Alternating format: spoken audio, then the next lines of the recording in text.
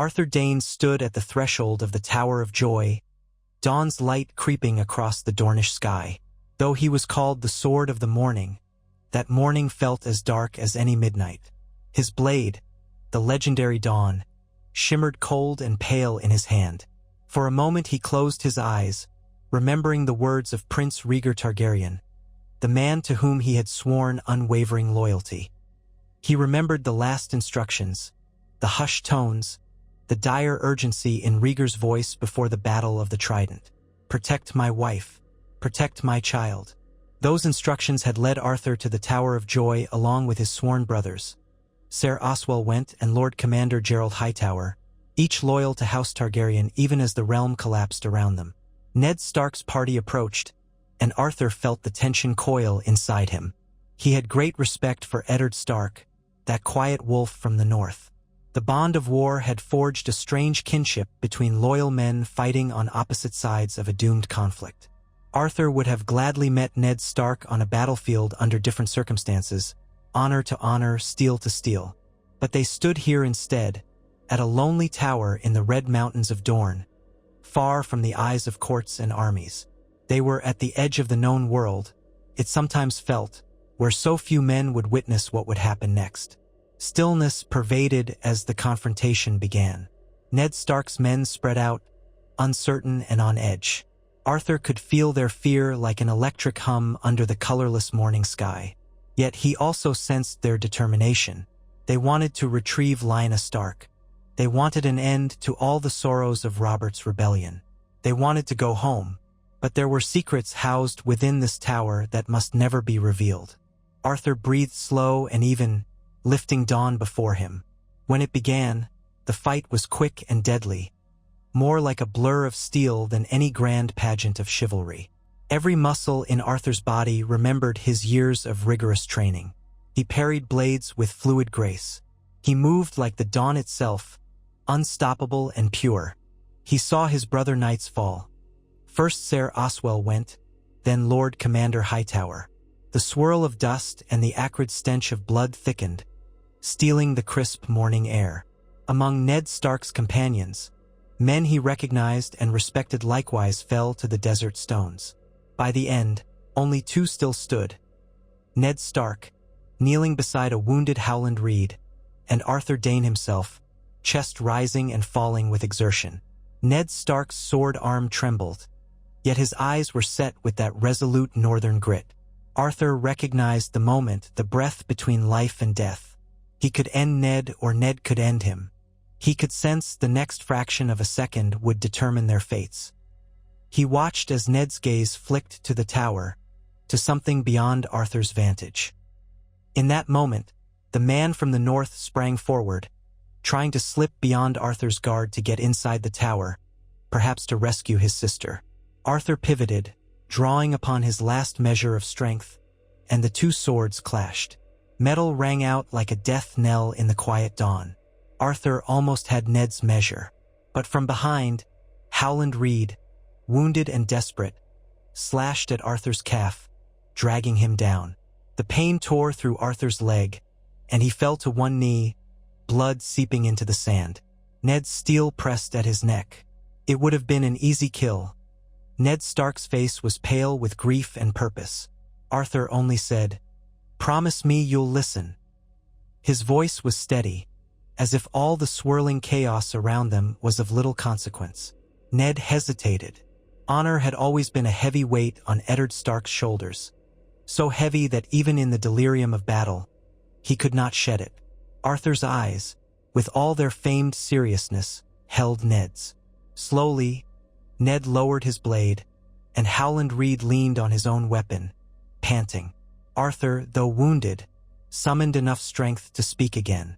"There is more at stake here than you know. Lyanna needs you, and someone else needs you too." Inside the tower, they found Lyanna Stark dying in a bed soaked with sweat and blood. Her face was pale, her dark hair slick against her brow. She clutched a bundle in her arms, a babe with dark tufts of hair and eyes that would one day turn the color of the storms. "Eddard," she whispered, voice raw. "His name is John. A boy. Promise me." Her hands shook as she pressed the child toward her brother. Ned cradled the infant and leaned down to catch her last words. Arthur remained behind, breathing ragged, though he managed to limp to the bedside, sword still in hand. "He is the son of Rhaegar Targaryen and your sister," Arthur said softly. Lyanna's eyes flicked to him in agreement. "He is the rightful heir. Protect him." Before Ned could fully register the truth, before he could speak, Lyanna slipped away, her eyes still wet but her lips forming a final plea. "Promise me, Ned." Ned, tears carving silent paths down his cheeks, repeated her words like a benediction. When she was gone, the last of her life fleeing her body, Arthur set Dawn aside and bowed his head. "We have all failed Rhaegar and Lyanna," he said. "But this child, we must not fail him." Ned, heartbroken, clutched the baby close. Even with tears fresh in his eyes, Ned was unwavering. "He is the blood of my sister. I will protect him, but the boy must never be known as Rhaegar's. Robert would kill him on sight. I will say he is mine, my bastard, for his safety." Arthur gazed upon Ned with a mixture of gratitude and sorrow. "That is the honorable lie, Ned. But I will not stand aside and let the realm devour the last hope of my friend and prince. I swore an oath to protect House Targaryen." Ned's jaw tensed. "You would endanger him, proclaim him as the rightful heir? After the blood that's been shed, you know Robert will never allow it." Arthur nodded. "And yet, I am sworn." He paused, hissing in pain from the wound in his calf. Blood still dripped through his torn breeches. "But I am not a fool. The time is not yet right to proclaim him king." They left the tower behind. Howland Reed supported Arthur's wounded form while Ned carried the infant. The Tower of Joy was stained with the blood of knights and northern men, and the shadows of the past seemed to linger amid those red stones. With pain clouding his senses, Arthur thought only of Rhaegar, of that gentle smile when Rhaegar spoke of prophecy and the prince that was promised. Could Jon be that prince? Or was he merely another pawn on the board of powerful men? Under Ned's advisement, and indeed to protect the child, Arthur Dayne agreed to remain hidden, at least for a time. In the days that followed, the small group of survivors traveled slowly north, avoiding main roads. Arthur, once so proud and visible in the Kingsguard's white cloak, found himself cloaked in rough spun, face hidden beneath a hood. Dawn was wrapped tightly in oiled cloths, hidden lest it attract attention. They were traveling with an infant whose very blood would provoke a second rebellion if the realm discovered it. Fear, sorrow, and a sense of fragile hope shadowed every step of their journey. When they reached the outskirts of Starfall, the seat of House Dayne, Arthur was nearly delirious from infection in his wounded leg. Yet he insisted they press on after a brief, hidden rendezvous. The new head of House Dayne, Arthur's young niece, the Lady Ashera Dayne's daughter, who had only begun to learn the ways of rule, provided them safe harbor for a few days. She wept when she saw Arthur's condition but honored his wish to keep all knowledge of the child's parentage hidden from her household. Starfall was loyal to the Targaryens, but open defiance of King Robert's new rule was suicide. Arthur told her only that the child was of great importance and that he must not be discovered. When Arthur recovered enough to ride a short distance, they continued north. No southern lord loyal to the Targaryens was safe from Robert's wrath. At the same time, Ned had to return to Winterfell to stabilize the north, to bring peace under the new regime. They made a harrowing journey, forging quietly up the length of Westeros, using hidden paths and discreet loyalists whenever possible. Along the way, Arthur grew to admire Ned Stark more deeply. The man was honorable to a fault, but cunning enough to know how to survive the times. Even in the hardest nights, when they huddled around small fires or spent hours in the saddle, Ned never once wavered in caring for the child, making sure little Jon was safe and warm. For Arthur, the child's presence became a balm for his grief. When he looked into Jon's wide, curious eyes, he saw Rhaegar's earnest features and, at times, a flicker of Lyanna's fierce spirit. This child, he told himself, was worth all the sacrifices made. Yet it weighed on him that Ned planned to raise Jon as his bastard. Arthur understood the necessity, but it still twisted his heart. the rightful heir of the Iron Throne hidden away. Precious secret. When they finally arrived at Winterfell, Ned was greeted with a mixture of celebration and sorrow.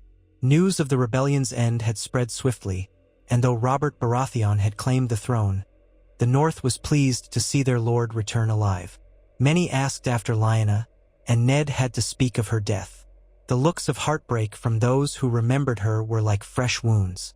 As he had promised, Ned presented the child as his own. "This is Jon," he said, voice low and measured. He did not speak of the mother. Whispers spread throughout the castle like wildfire, speculation on the mother's identity swirling. Yet the dire, solemn expression on Ned's face quelled the more brazen tongues, and few dared ask directly. Arthur Dayne was introduced under a different name, an old ruse that Ned had devised. He was called Ser Dayne Sand, a hedge knight from the Dornish marches who had fought for Ned's life in the war. Ned told his people that Dayne had been wounded in the same skirmish that had left so many of Ned's friends dead. Although tall and unmistakably regal in bearing, Arthur's subdued manner and the healing wound on his leg explained away any oddities. Few who hadn't fought in the war or seen the Kingsguard up close would guess that Ser Dayne Sand was, in truth, Arthur Dayne, the greatest living knight in the realm. For a time, it seemed that the deception would hold.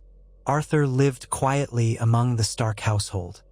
He observed the North's customs with polite curiosity, trying to blend in as best he could.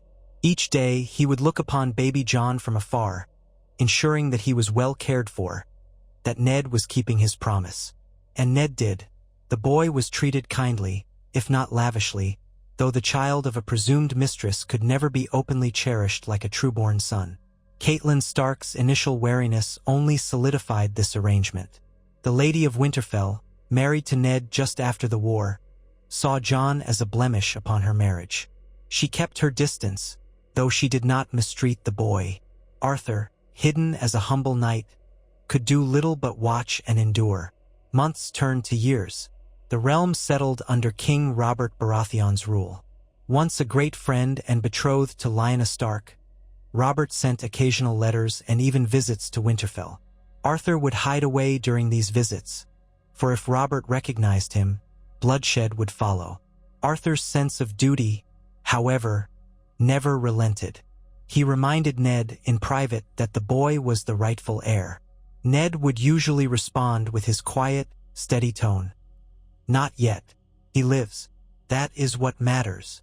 A few times, Arthur wondered if the opportunity might arise, some cunning strategy to secure Jon's seat on the throne. But each time, Ned simply shook his head. "Robert is beloved by most in the realm, and what we have is peace. A fragile, tender peace. If word spread of a Targaryen boy, the realm would burst into war again. I will not allow that, not yet." Arthur understood, but part of him could not quell the guilt. House Targaryen had ruled for nearly 3 centuries. Rhaegar, for all his flaws, had wanted a better realm than the one the Mad King had presided over. Now, the boy who might fulfill Rhaegar's dream was hidden away, growing up among the Starks without knowledge of his true birthright. Arthur told himself daily that keeping Jon alive was more important than any crown. Still, at times, that vow felt like a betrayal of the oath he had sworn to Rhaegar. Yet life went on. The North, though cold, had a way of fostering quiet contentment.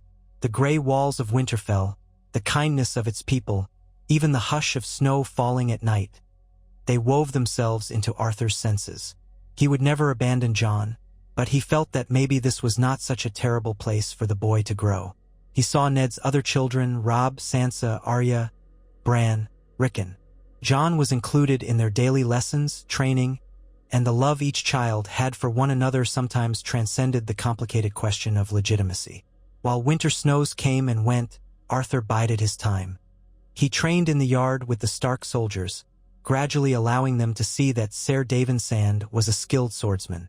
Some marveled at his ability, calling him one of the best they had ever seen. Others whispered, "Might he be Arthur Dayne reborn?" A jest, they said, for the Real Arthur Dayne had reportedly died at the Tower of Joy. Arthur would only smile and continue with his drills, mindful not to show off too much. Inside, though, each mention of his own name, no matter how joking, made his heart pound with unease. Jon Snow, as he was called, grew swiftly. By the time the boy could run and speak in halting words, Arthur noticed a determined spark in him. He was quiet, introspective, but bright.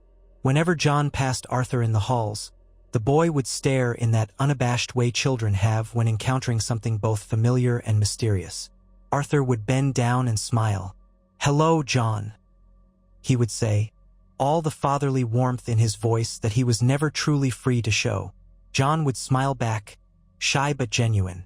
When Jon was old enough to hold a practice sword, Arthur privately offered to tutor him if Ned permitted. Ned agreed, though somewhat warily, for he knew if Jon excelled too much, it might rouse questions. But Ned was a pragmatic man, and he knew that if Jon were to survive the intrigues of the world, he needed skill at arms. So Arthur would meet Jon in the quiet corners of the courtyard or in the old armory during twilight hours. With gentle guidance, he taught Jon the basics of footwork, how to hold a blade, how to parry. Jon took to it eagerly, as if some inborn grace whispered in his muscles. Arthur saw the flicker of Targaryen heritage in the boy's quick reflexes, though he also saw Ned's steady influence in how Jon channeled frustration into practice rather than outbursts. The years rolled onward like the slow, grinding gears of a clock. Jon turned 8, then 9. Arthur's hair, once a vibrant shade of brown, caught a dusting of gray at the temples. He was no longer a young knight in shining white armor but a vigilant guardian, always watchful, always half expecting a raven carrying dire news. In King's Landing, Robert Baratheon feasted and drank, enthralled in the indulgences of power. Whispers of discontent among certain lords simmered now and again, but nothing came of it. The small folk remembered the Mad King's atrocities, not Rhaegar's hopes. They remembered the tragedies of war, not the unborn child hidden in the north. No major threat to Robert's reign emerged, until the day letters from across the narrow sea whispered of Viserys and Daenerys Targaryen, children of the Mad King, living in exile. Some said they were seeking alliances, others that they had been reduced to beggars. Robert's wrath flared at such rumors. He pressed his council to consider assassins, but for the time being, no overt attempt was made. Varys, the master of whisperers, likely had his own reasons for letting them live. Littlefinger maneuvered, Pycelle deferred, and so forth. In Winterfell, Ned brushed these rumors aside. They were only children, he would say, and the war was done. Arthur, on the other hand, felt his heart pound at the knowledge. If the realm learned about Jon, he could be lumped in with them. Another Targaryen child, another threat, another reason for the realm to bleed. Still, Robert's suspicious nature did not extend to Ned Stark. He trusted Ned as an old friend, a brother in arms. Winterfell remained far from King's Landing's intrigues. Yet that distance was shattered one day when King Robert decided to ride north in grand procession, bringing half the court with him. He wanted to name Ned as Hand of the King after the death of Jon Arryn. Word raced ahead of the royal entourage, and Winterfell hastened to prepare for a king's welcome. For Arthur, this spelled danger. If Robert recognized him, the facade would crumble. More urgently, Robert's presence threatened the child's carefully guarded secret. Ned found Arthur that day in the Godswood, where the swirl of red leaves from the heart tree drifted over still pools. Arthur stood beneath the ancient branches, listening to the rustle of wind. Even after so many years, it felt strange to stand in a place so different from the warm sands of Dorne. Ned approached quietly, as was his custom, and they spoke in hushed tones. "Robert comes," Ned said. "He brings many men, many eyes. We must be certain they see no more than we wish." Arthur nodded, expression grave. "If Robert sees me—" "He will not," Ned said. "You must remain hidden. There are unused chambers below the great keep, old storerooms, or perhaps it would be best to ride out before he arrives. I can find a place for you in the mountains until he departs." Arthur frowned, glancing through the weirwood's pale limbs. "And leave Jon alone with no watchful eye to guard him?" Ned placed a hand on Arthur's shoulder. "He is safe here, safer than any other place in the realm. Robert would never suspect that I'm harboring Rhaegar's son. You and I both know that. Jon is seen as my bastard, nothing more. Robert might chide me for fathering him, but he won't question it. You, however, any slip, any glance that betrays your true identity, and that secret will be undone." Arthur exhaled slowly. He knew Ned was right. His staying openly in Winterfell was too great a risk. For Jon's sake, he agreed. "I will leave quietly and return when Robert has gone south. But if anything seems amiss, if you sense any threat to Jon, send word." Ned promised he would. That very evening, under the cover of darkness, Arthur took his horse and rode out of Winterfell. Only a handful of Ned's most trusted guards even noticed.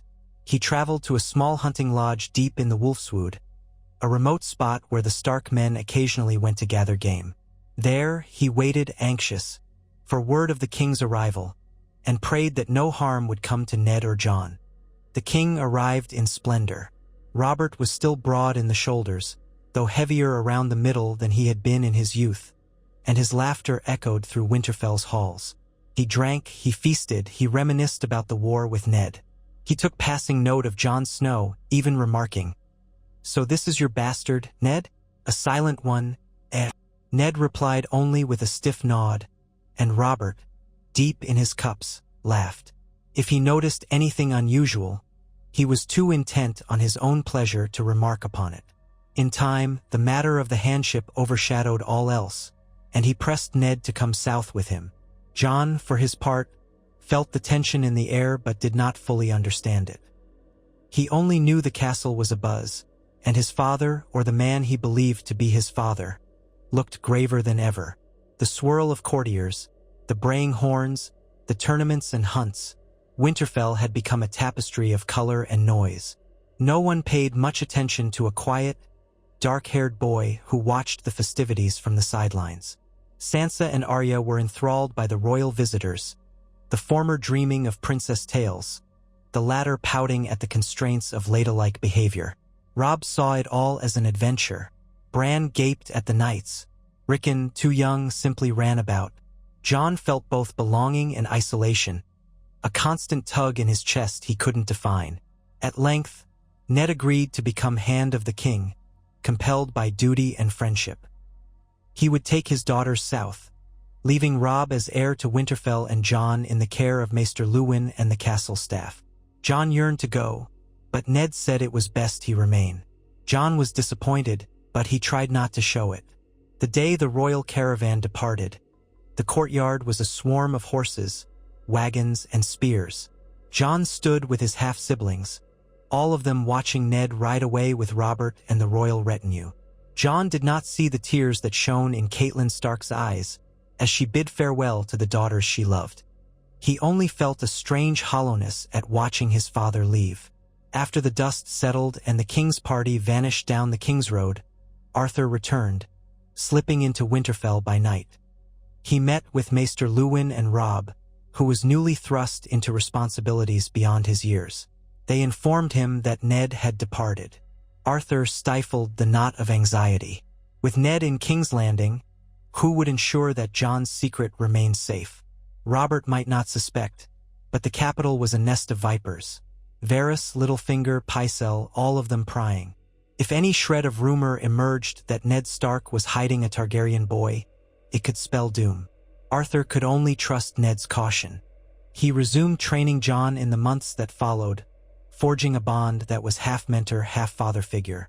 The boy's skill improved rapidly, and Arthur could see how the northern environment shaped him differently than a prince might have been shaped in the Red Keep.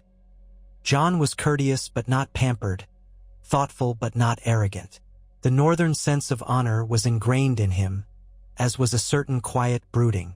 Sometimes Arthur would look at Jon's serious face, see that tilt of his head that so resembled Rhaegar's introspective nature, and it would stir a pang of pride and sadness deep within.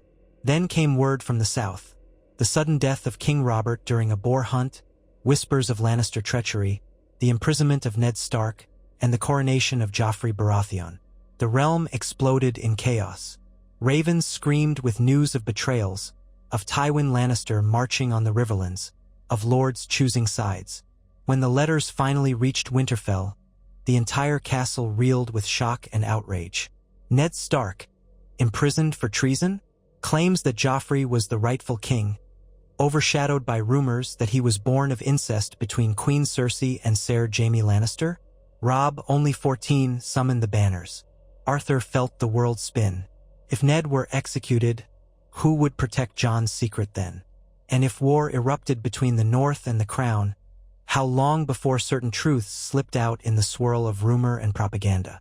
Even more dangerously, if the Targaryen exiles across the sea caught wind of a nephew in the North, that could change the entire shape of the conflict.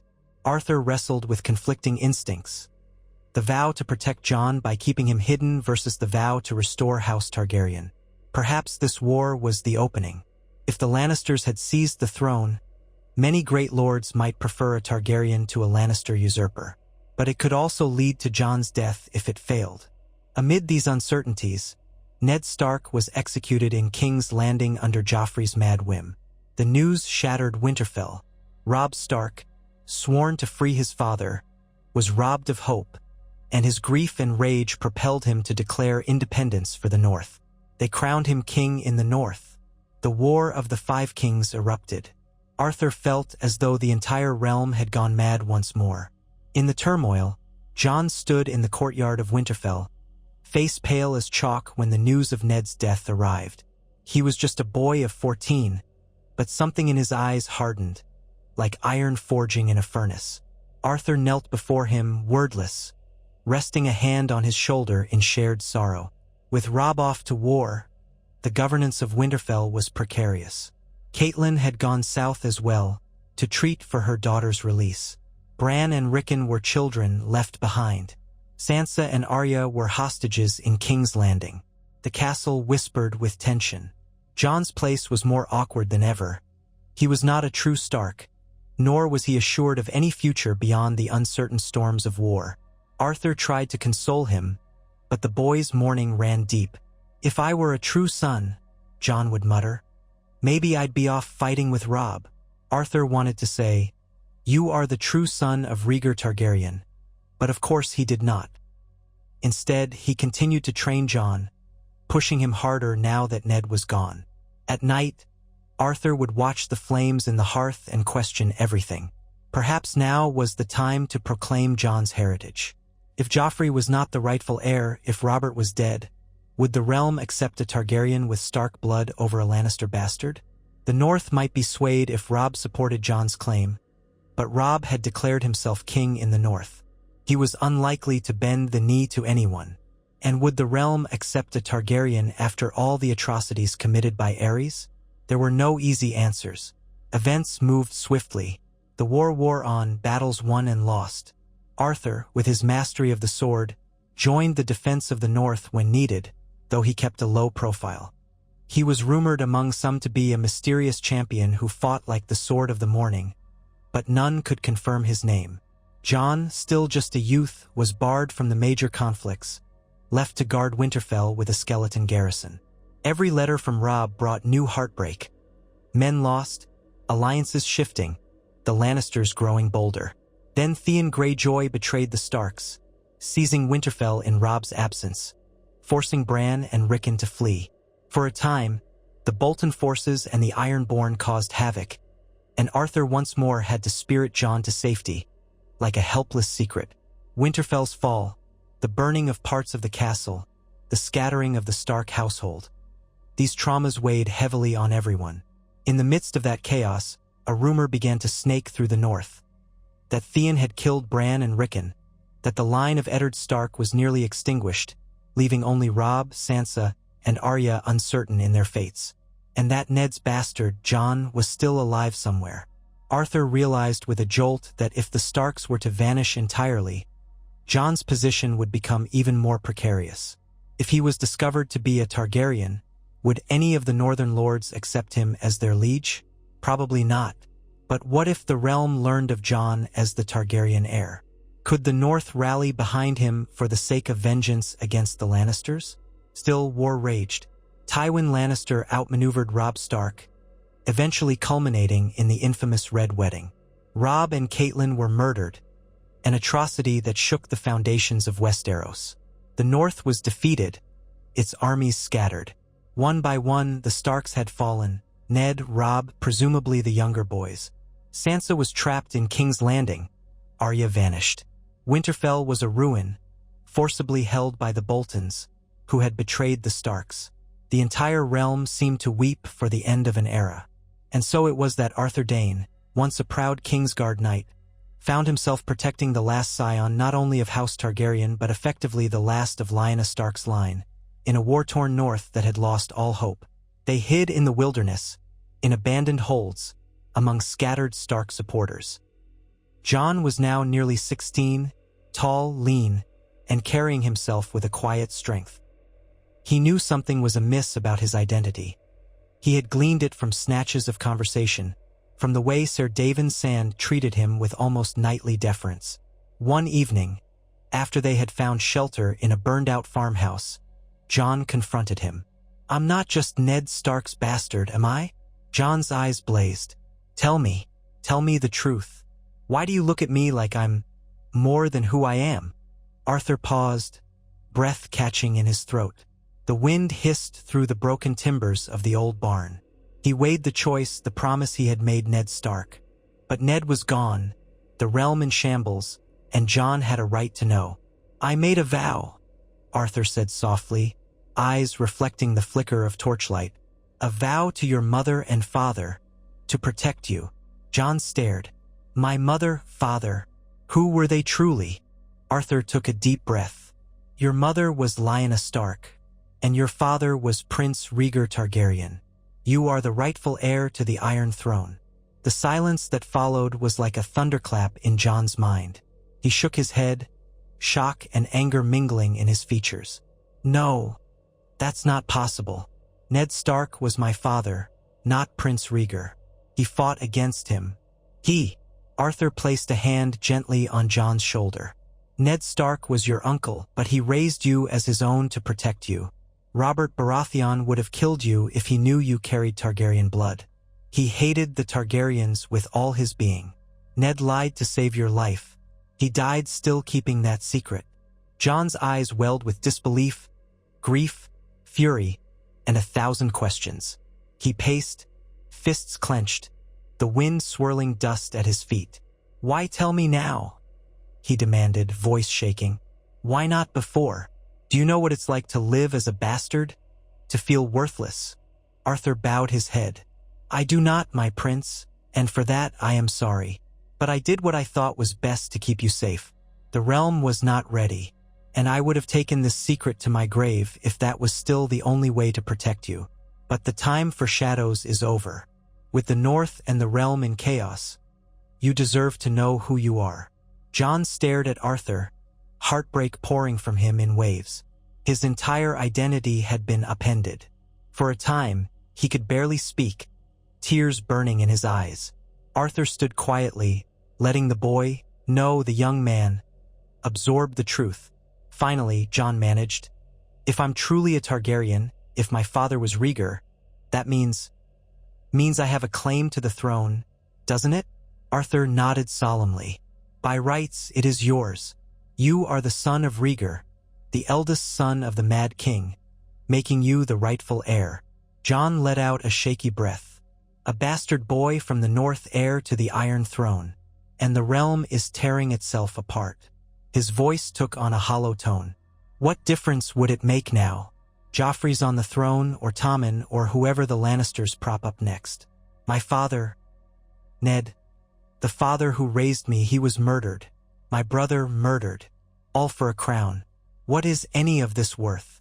Arthur closed his eyes, recalling Rhaegar's face when he spoke of prophecy, of the need for a new dawn. "Your father, Rhaegar, believed that the Targaryen line had a destiny to fulfill. He may have been wrong about some things, but if you stand aside now, if you let the Lannisters continue to choke the realm, then all the hopes and sacrifices will have been for nothing. I can't force you, but it is your birthright to challenge their rule." Jon stood there, wrestling with a swirl of emotions. Then he said, "I can't do this alone. The North is in tatters. Winterfell is lost. The Targaryen name is despised. My mother was a Stark, but I'm not recognized as one either. I'm alone. Arthur's face softened. "You're not alone. You have me, and there may be other loyalists still in the shadows. You have friends in the north, men who followed your uncle. And if the rumors are true, you have an aunt across the sea, Daenerys Targaryen.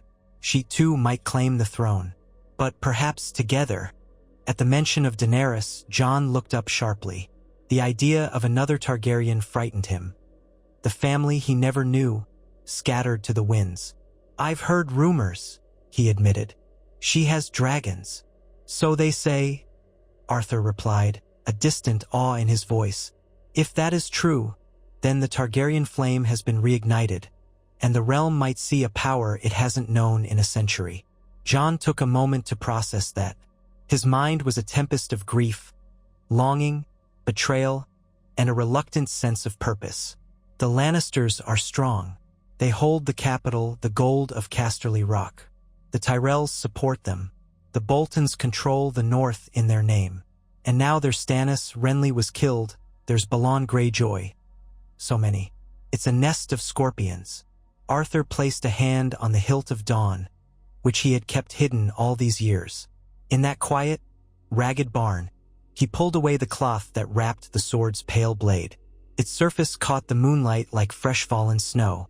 "If you decide to press your claim, my prince, I will crown you with Dawn." That was Rhaegar's wish. If his son lived, you would bear the sword of the morning beside you.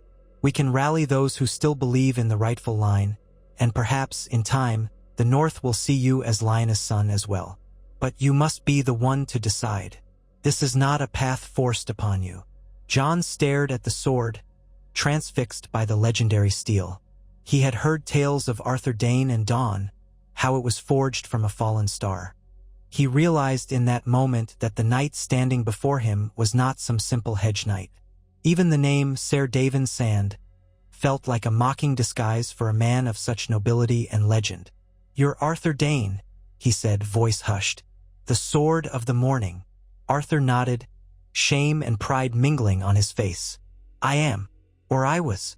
I failed your father at the Trident. I failed your mother at the Tower of Joy. But I will not fail you."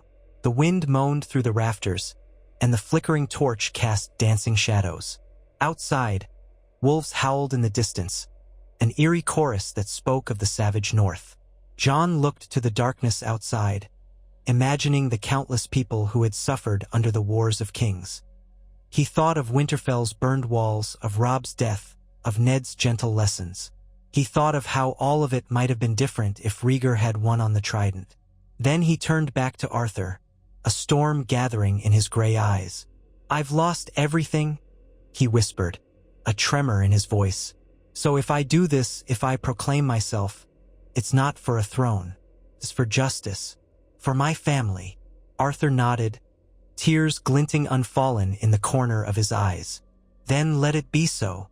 The next moments felt both solemn and electric, as though fate itself were swirling around them. Arthur knelt before Jon, placed Dawn's point in the earth, and bowed his head. "My prince, my king, I have guarded you since your first breath.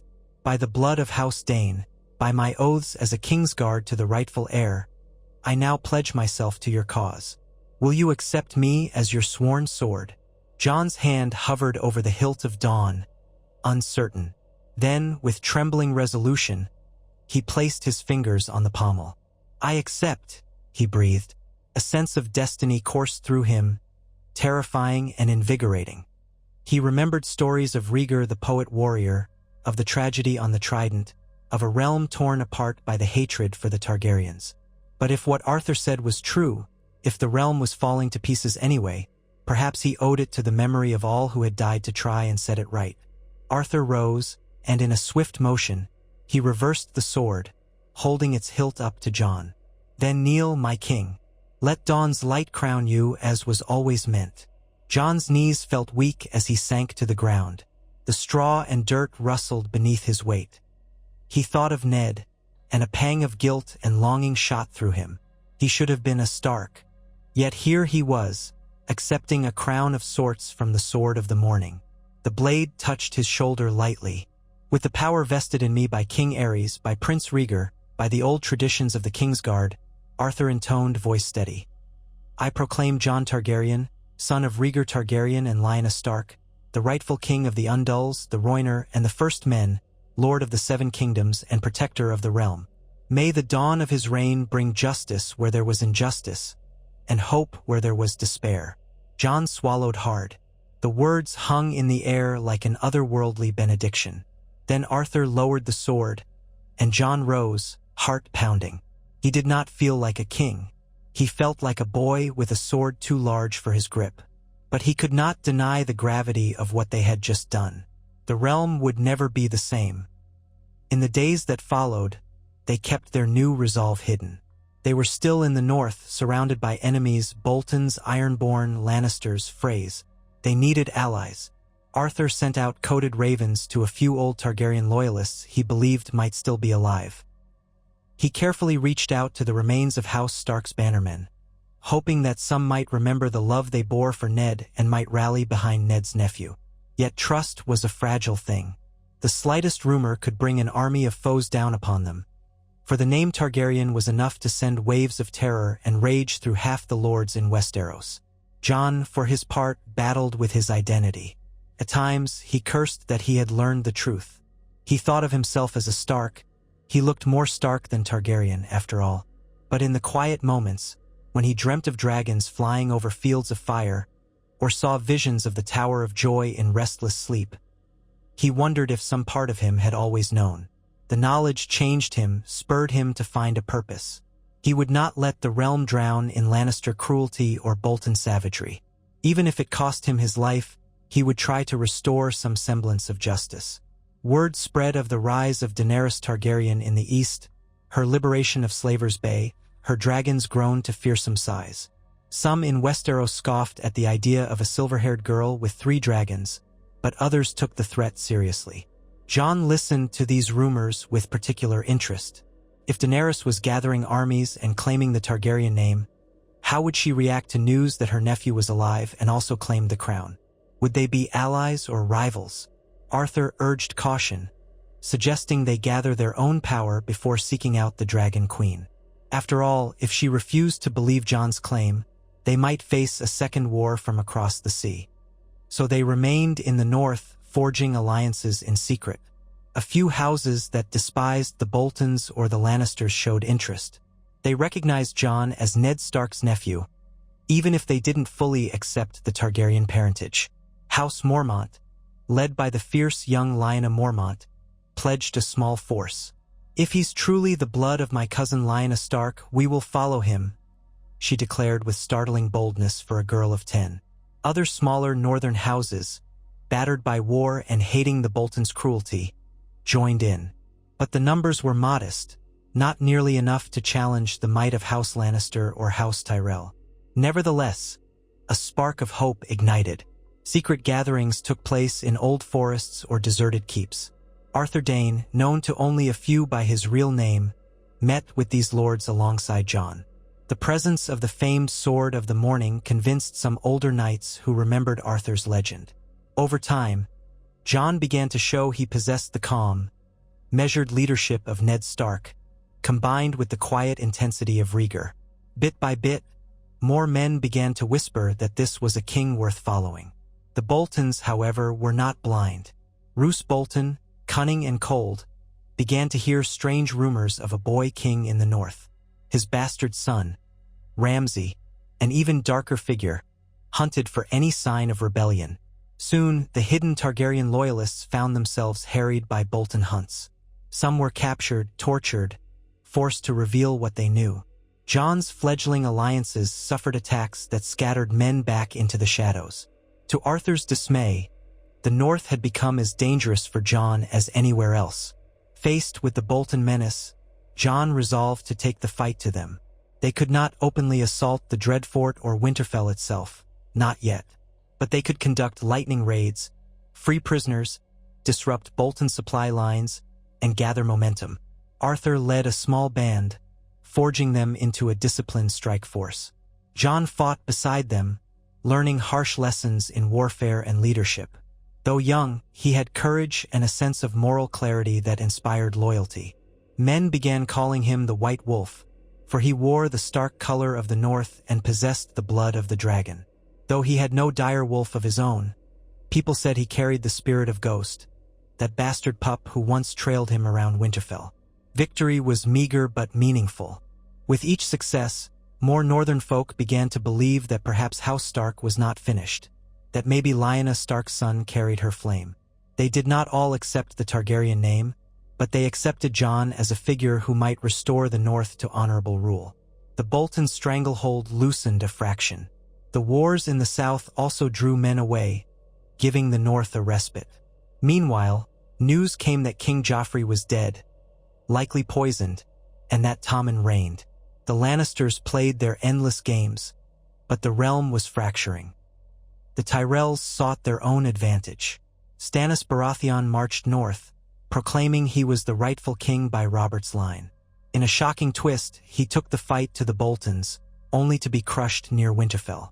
All these upheavals shifted the board of power yet again. In the midst of these swirling events, Jon and Arthur gathered enough support to attempt a daring assault on Winterfell, which was now held by the Boltons. With some inside help, northern lords who despised Roose and Ramsay, they managed a surprise attack in the midst of a vicious snowstorm. Jon fought fiercely, leading a small force through the ancient walls. Arthur dueled a swarm of Bolton men, dawn flashing like pale fire in the snow.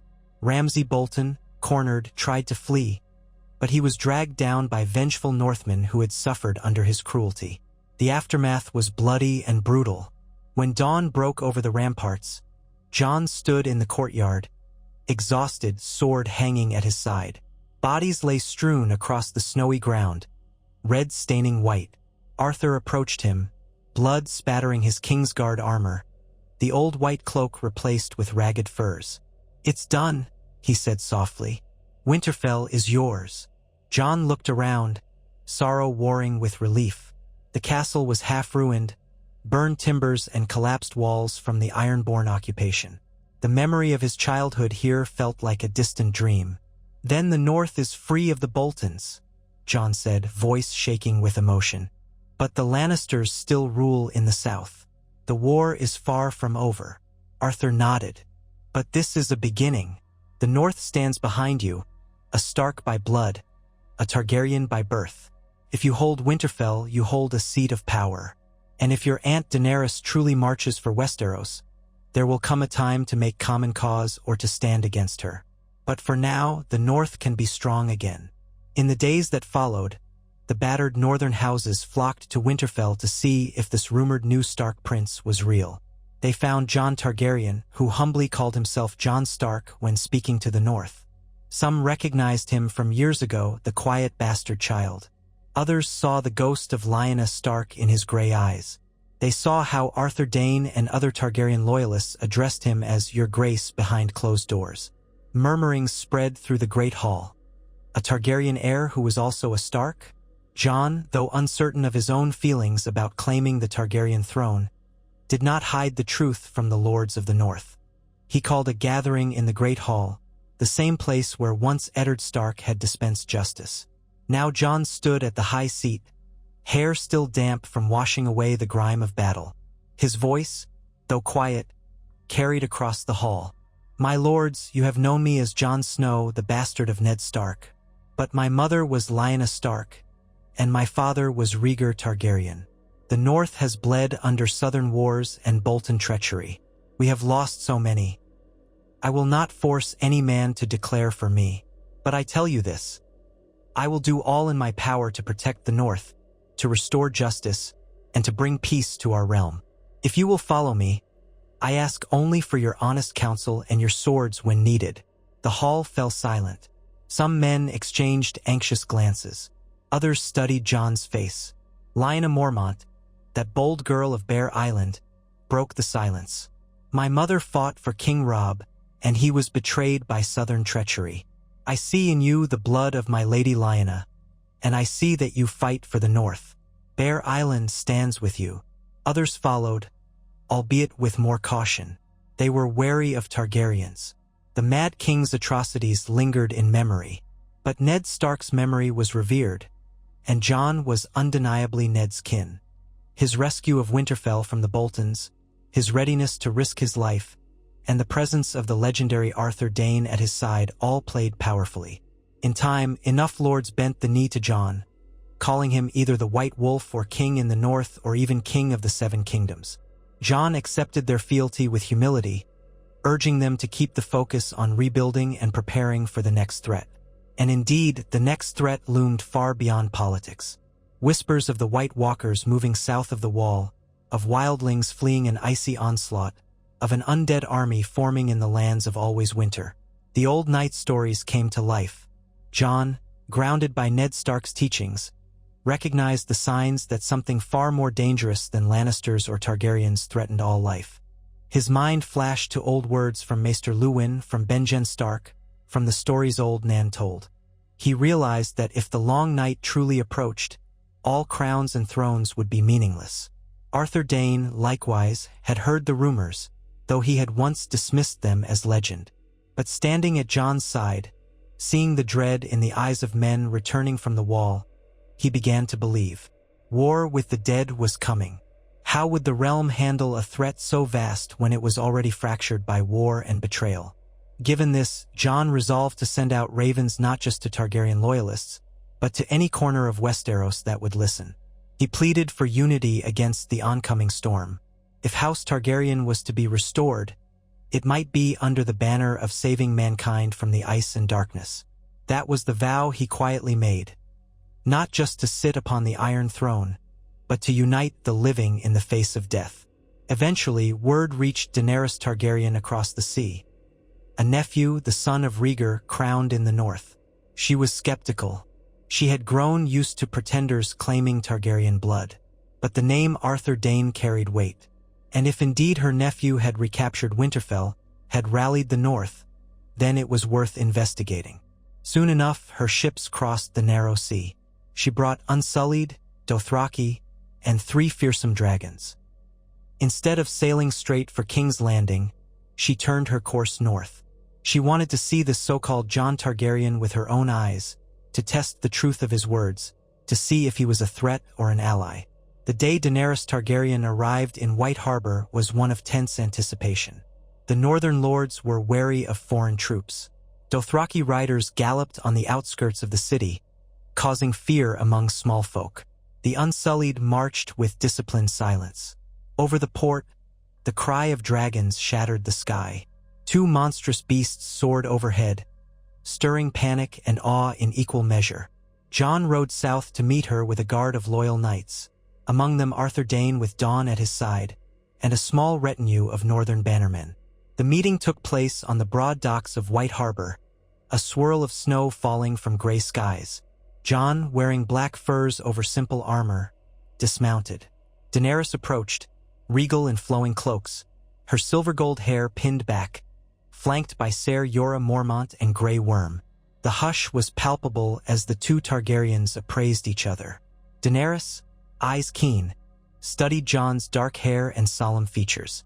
Jon, equally curious, looked upon her with a mixture of wariness and kinship.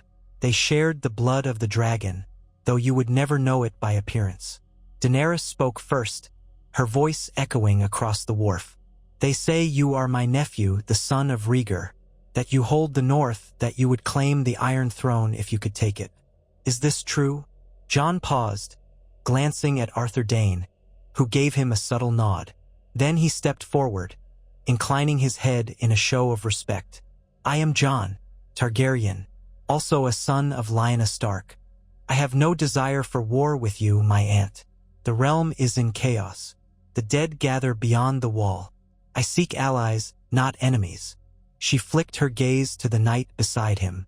And you, Ser Arthur Dayne? I remember stories of you from my brother Viserys, from those who survived the sack of King's Landing. How is it you still live? Why pledge to him and not to me? Arthur bowed, though his expression was steady. I served Prince Rhaegar. I was commanded to protect his heir. I have kept that vow. That does not mean we oppose you, your grace. If House Targaryen is to rise again, it need not be divided. I serve both of you if you will have me. Daenerys glanced up at the sky where a dragon circled, roaring thunderously. My cause has always been to reclaim the throne that was stolen from our family. If you are truly my nephew, you share that claim. You might also be a rival." Her eyes swept over Jon's northern guard. "But you speak of an enemy of the living, an enemy I have heard whispers of. If that threat is real, I will not turn away from it. Show me proof, and I will fight beside you." Jon felt the tension ease slightly. "Then let us go north. Let us see the wall, see the truth for yourself. If we stand together, we have a chance to save Westeros. And after that, we can decide who sits on the throne." She regarded him carefully, measuring the quiet determination in his eyes. She saw something of Rhaegar there, a man she'd never known but had always imagined as gentle and honorable. With a small nod, she agreed. In that moment, an alliance was born, fragile as a newborn child, but brimming with the possibility of uniting the realm's last dragon lords against the coming storm. So it was that Arthur Dayne's secret vow to protect Jon Targaryen came full circle, leading to a moment no one in Westeros could have foreseen: the forging of a bond between two Targaryens who had survived the fires of rebellion and the snows of the north. Their path was fraught with uncertainty. Many lords would resist bending the knee to any Targaryen, let alone two. The Lannisters would fight to hold on to power. The Tyrells, Martells, and Baratheons all had their own ambitions. Yet in the heart of winter, with the White Walkers looming, petty rivalries might be set aside. If a true king and queen arose to unite the realm. Arthur watched these events with a heart both heavy and hopeful.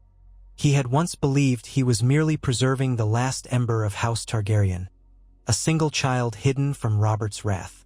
Now that ember had caught a spark, threatening to burst into a flame that might sear away the old hatred and suspicion. Or it might plunge the realm into an even bloodier war. The gods alone knew which outcome lay ahead. Amid the swirling snow on the docks of White Harbor, Daenerys took Jon's hand. "I will see these undead for myself," she said softly. "And if this threat is real, I will stand by you." Jon squeezed her hand, nodding. He held no illusions that all would be simple. But for the first time, he felt the weight of destiny lift a fraction from his shoulders, shared now by one who also bore the blood of the dragon.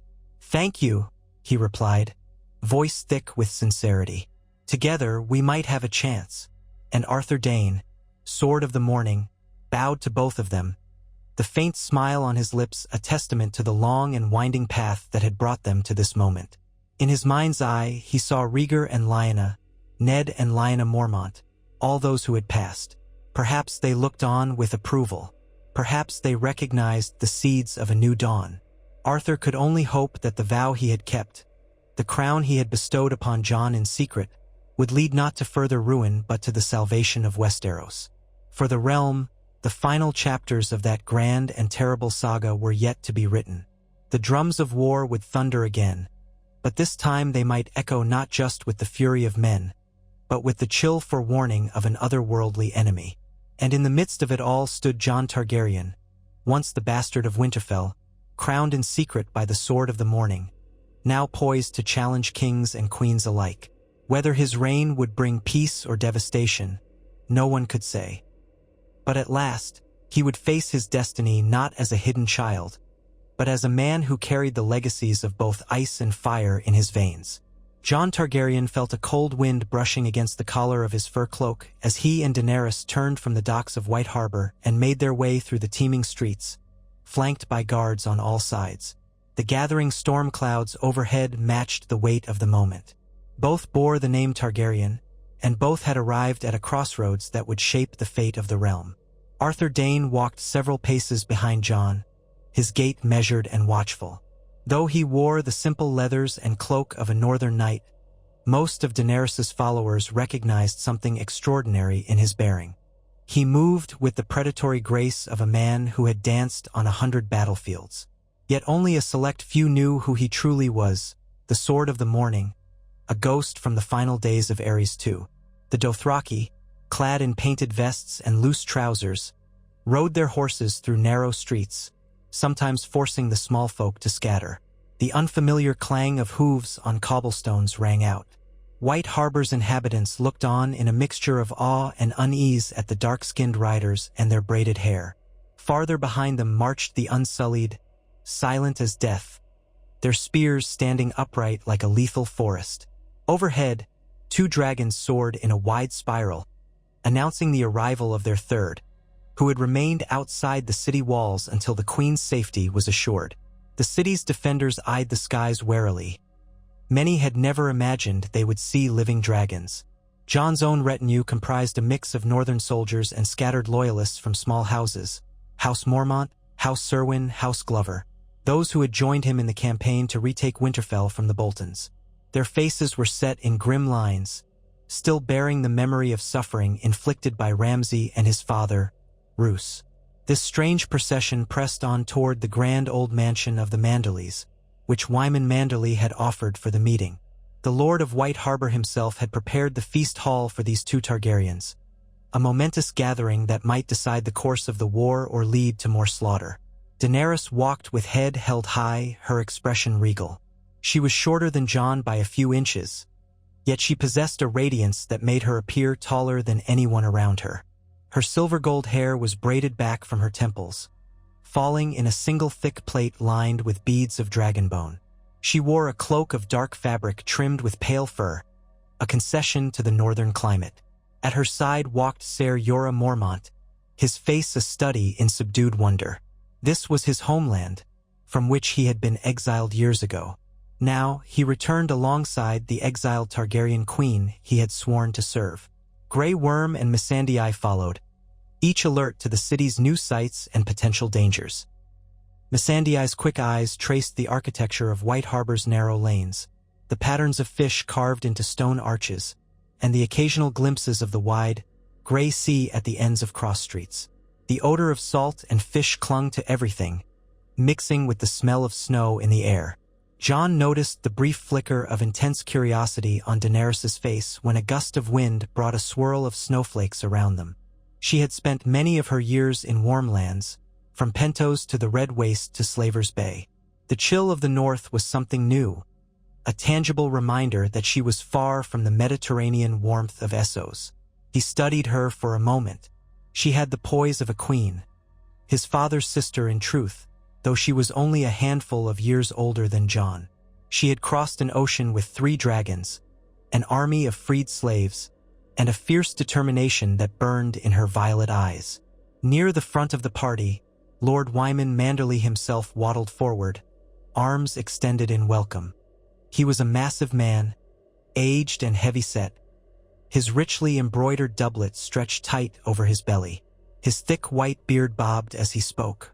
"Your Grace," he said, bowing first to Daenerys, then turning to Jon. "And your Grace as well. White Harbor is honored to have both Targaryens under its roof. I have prepared a feast for you, though I suspect you'll wish to speak before you dine." Daenerys inclined her head. "You are gracious, Lord Manderley. I thank you for your hospitality." Jon offered a nod of gratitude. "Your preparations are much appreciated, my lord." Manderley's eyes flicked between them, warm but curious. He was well aware of the tensions that thrummed in the air. The question of how 2 claimants to the Targaryen name would negotiate power, and the unstoppable rumor that they needed to unite against a monstrous threat from beyond the wall.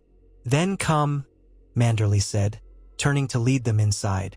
"It's far too cold to stand about in the snow, even for we northerners." So they entered the Manderleys' hall, an imposing structure lined with thick wooden beams and hung with tapestries depicting ships cresting dark waves. The smell of roasting meats, fresh bread, and spiced wine drifted from the kitchens.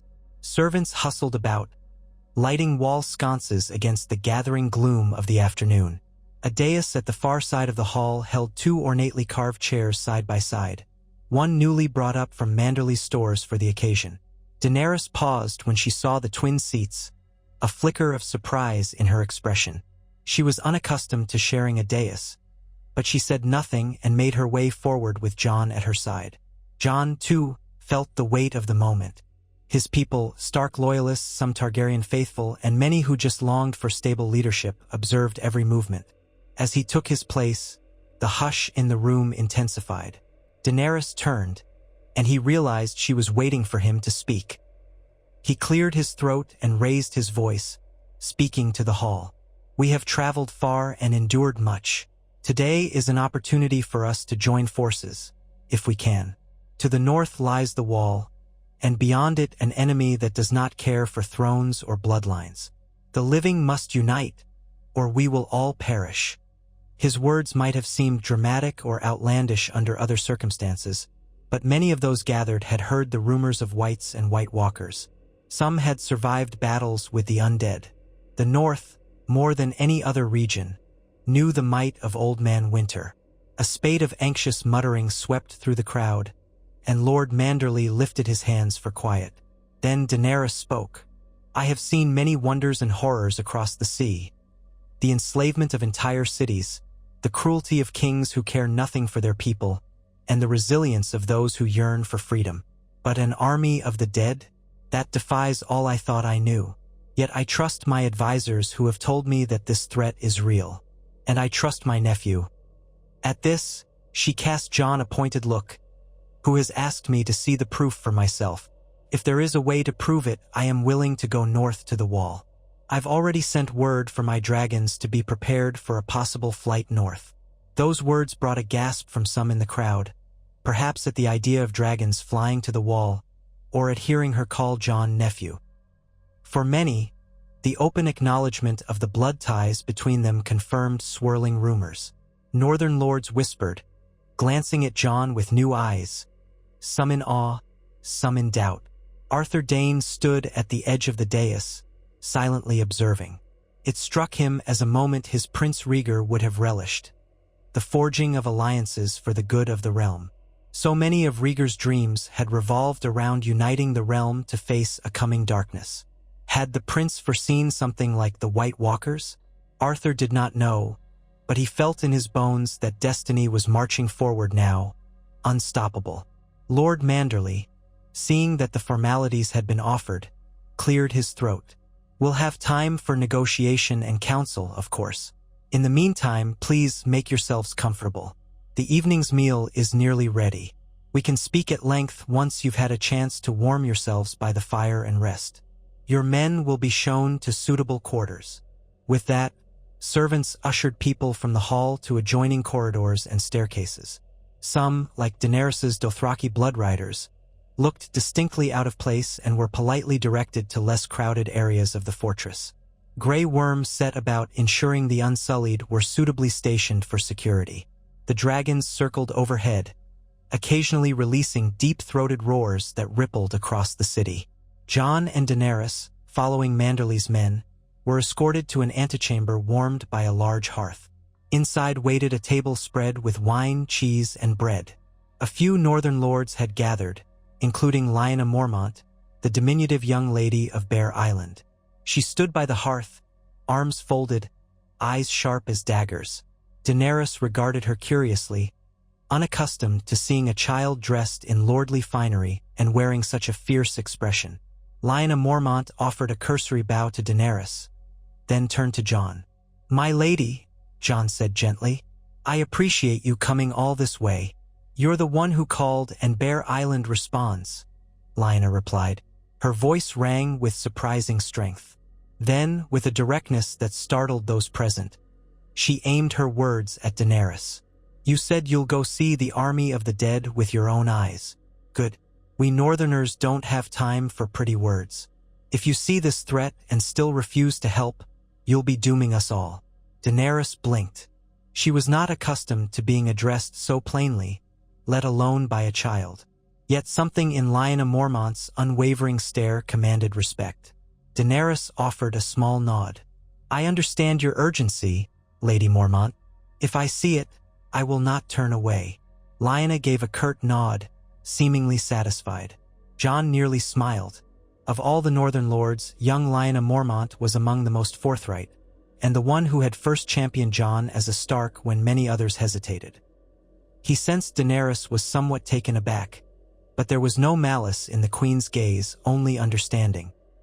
They settled into seats around the flickering fire. Lord Manderley took his place, and a small retinue of lords joined them. A stout man from House Glover, a tall, thin knight from House Serwyn, and a few others who had risked the journey. Ser Jorah Mormont, standing near his cousin Lyanna, kept a diplomatic silence. Arthur Dayne found a spot along the wall, arms folded, his eyes scanning the room as though expecting an attack at any moment. Missandei stood beside Daenerys, ready to interpret or advise if needed. Wyman Manderly began in a low voice. "These are strange times. We have a Targaryen who was raised in the north, a Targaryen queen come with armies from across the sea, and a threat beyond the wall that sounds like it crawled from the blackest depths of our legends. I will admit, I hesitated when I first heard the rumors. But I've seen the men who marched with Jon, men who survived encounters with things they could not explain.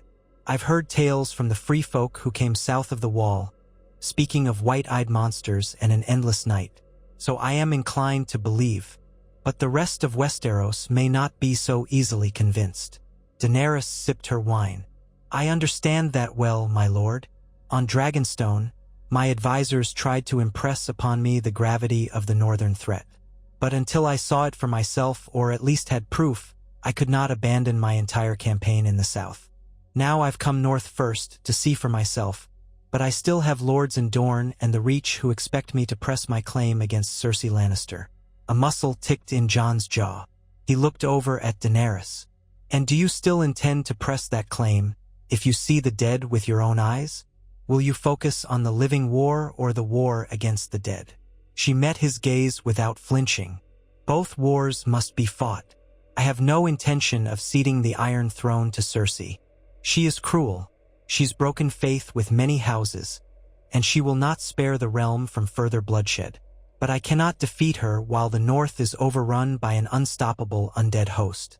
The living war is meaningless if we all die in an endless winter. So we stand together," Jon said quietly. "We unify our forces to stop the White Walkers, and once the threat is ended, if we survive, we decide how to handle Cersei. Though from what I hear, she has few allies left who truly trust her." Manderly nodded his great head. "A wise approach, but easier said than done. The Southern Lords rarely place the North's concerns foremost. They might see this alliance as a temporary convenience, or they might dismiss it altogether. Her Grace, Daenerys, has powerful allies in the Reach and Dorne, but do they truly care what happens beyond the neck? You'll need more than words to bring them north." Daenerys's expression cooled a fraction. "They will follow if I command it. Yet it's true that lords like Randall Tarly, who once served the Tyrells, have already betrayed me for Cersei, and others may betray me if they think this White Walker threat is mere legend. But you forget I have dragons. Once I see the truth, I can use that truth to show them the real enemy. Even a stubborn lord cannot ignore a living dragon if it insists on being heard." Lyanna Mormont smirked, impressed by the queen's resolve. Arthur Dayne, ever discreet, said nothing, though inwardly he wondered if dragons alone would be enough to face an icy horde. Regardless, it was a potent edge no other power in the realm possessed. Their discussion continued for a time, turning to logistics, how and when Daenerys might travel to the wall, how her armies would be provisioned, whether the dragons could handle the bitter northern cold. Ser Davos Seaworth's name came up several times in absentia. He had once advised Stannis and had significant knowledge of the north. But Stannis was long dead, and Davos's current whereabouts were uncertain. Jon resolved to send riders and ravens to find whatever able men might aid them. At length, Lord Manderly clapped his hands together. "That's enough talk for the moment. Let us move to the great hall and dine. Our cooks have outdone themselves, I promise you." He rose, gesturing to the door, and the group filed out. The feast that followed was lavish by northern standards, featuring hearty stews, salt-crusted fish from the Bight, roasted boar, spiced sausages, and sweet wines imported from Essos. Tables lined the hall, and the soft glow of chandeliers illuminated the swirl of furs, cloaks, and the glint of polished armor. The Dothraki and Unsullied were given their own sections, with Daenerys's blood riders looking ill at ease among so many pale northerners. But the Manderly staff handled it with minimal fuss. Daenerys and Jon sat side by side at the high table, with Manderly on Daenerys's right and Lyanna Mormont on Jon's left. Arthur Dayne stood behind Jon, near the dais steps, discreet but ready. From time to time, Daenerys glanced at him as if to confirm his presence, perhaps still finding it difficult to believe that the legendary Sword of the Morning had survived all these years, only to re-emerge now in service of a hidden prince. At one point, halfway through the meal, Daenerys leaned toward Jon and spoke in a low voice so the others at the table would not overhear. "I'd like to speak with you alone," she said. "There is much between us, about our family, about our claims, that cannot be said in a crowded hall." Jon inclined his head, brow furrowed. "I agree. There's a great deal we need to discuss." She nodded, turning back to the meal, though her eyes flicked to Arthur Dayne. She wondered what secrets the knight still held, what he might know of Rhaegar that could shed light on this nephew of hers. Daenerys had grown up on stories from Viserys, stories that cast Rhaegar in various lights, mostly as a noble but doomed prince. Yet she sensed that those tales were colored by Viserys' bitterness, shaped by years of wandering exile. Now here stood Rhaegar's son, living proof of a different reality. She wanted answers, and she wanted to see what kind of man her nephew truly was behind his careful mask. When the feast finally ended, the hall erupted into a cacophony of conversation. Some men singing half-drunken songs about old northern heroes. The crackling of the firelight cast wavering shadows on the tapestries. Daenerys and Jon slipped out quietly, followed by Arthur Dayne. They made their way along a corridor to a private solar that Manderly had set aside. Inside was a decent fire, a small table, and several chairs. The door closed, leaving only the three of them. Daenerys turned to Arthur, her voice calm but direct. "Sir Arthur Dayne, I would speak with Jon alone, if you please." Arthur hesitated. He was sworn to protect Jon, just as he had once guarded Rhaegar's secrets. But he bowed stiffly. "As you wish, your graces." With that, he stepped outside, stationed himself by the door, and left the two Targaryens in private. For a moment, neither spoke. They stood apart, Daenerys near the hearth, Jon near the door.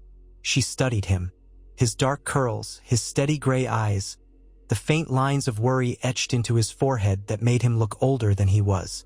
He, likewise, studied her, her silver hair, the regal tilt of her chin, the confidence in her posture.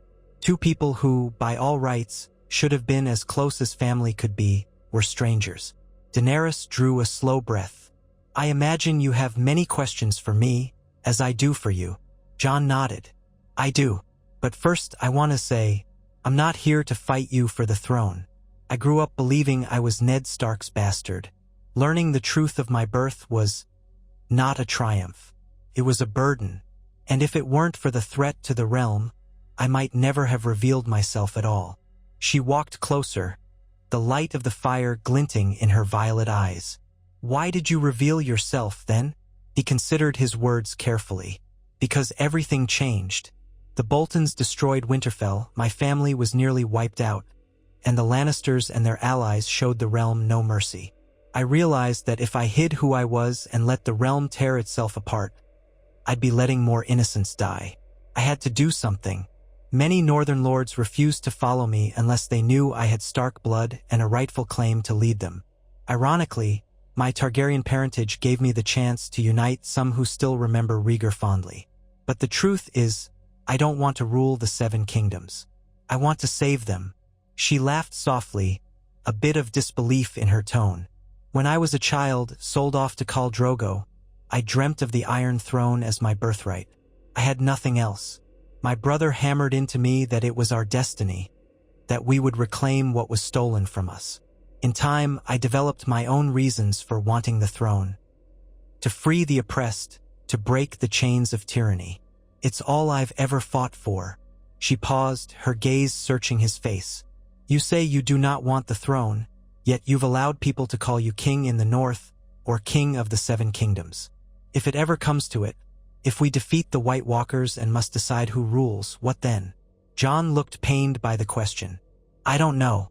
If the realm wants you to rule, I'll accept that. If the realm wants me, that's another matter. There's a difference between being forced into leadership by circumstances and actively claiming a right to rule all of Westeros. I once told Sir Arthur that if I must fight for a crown, It's only because I refuse to see the innocent trampled by those who misuse their power." She studied him, a hint of admiration mingling with caution. "Your father, Rhaegar, was said to be a noble man who cared about prophecy and the welfare of the people.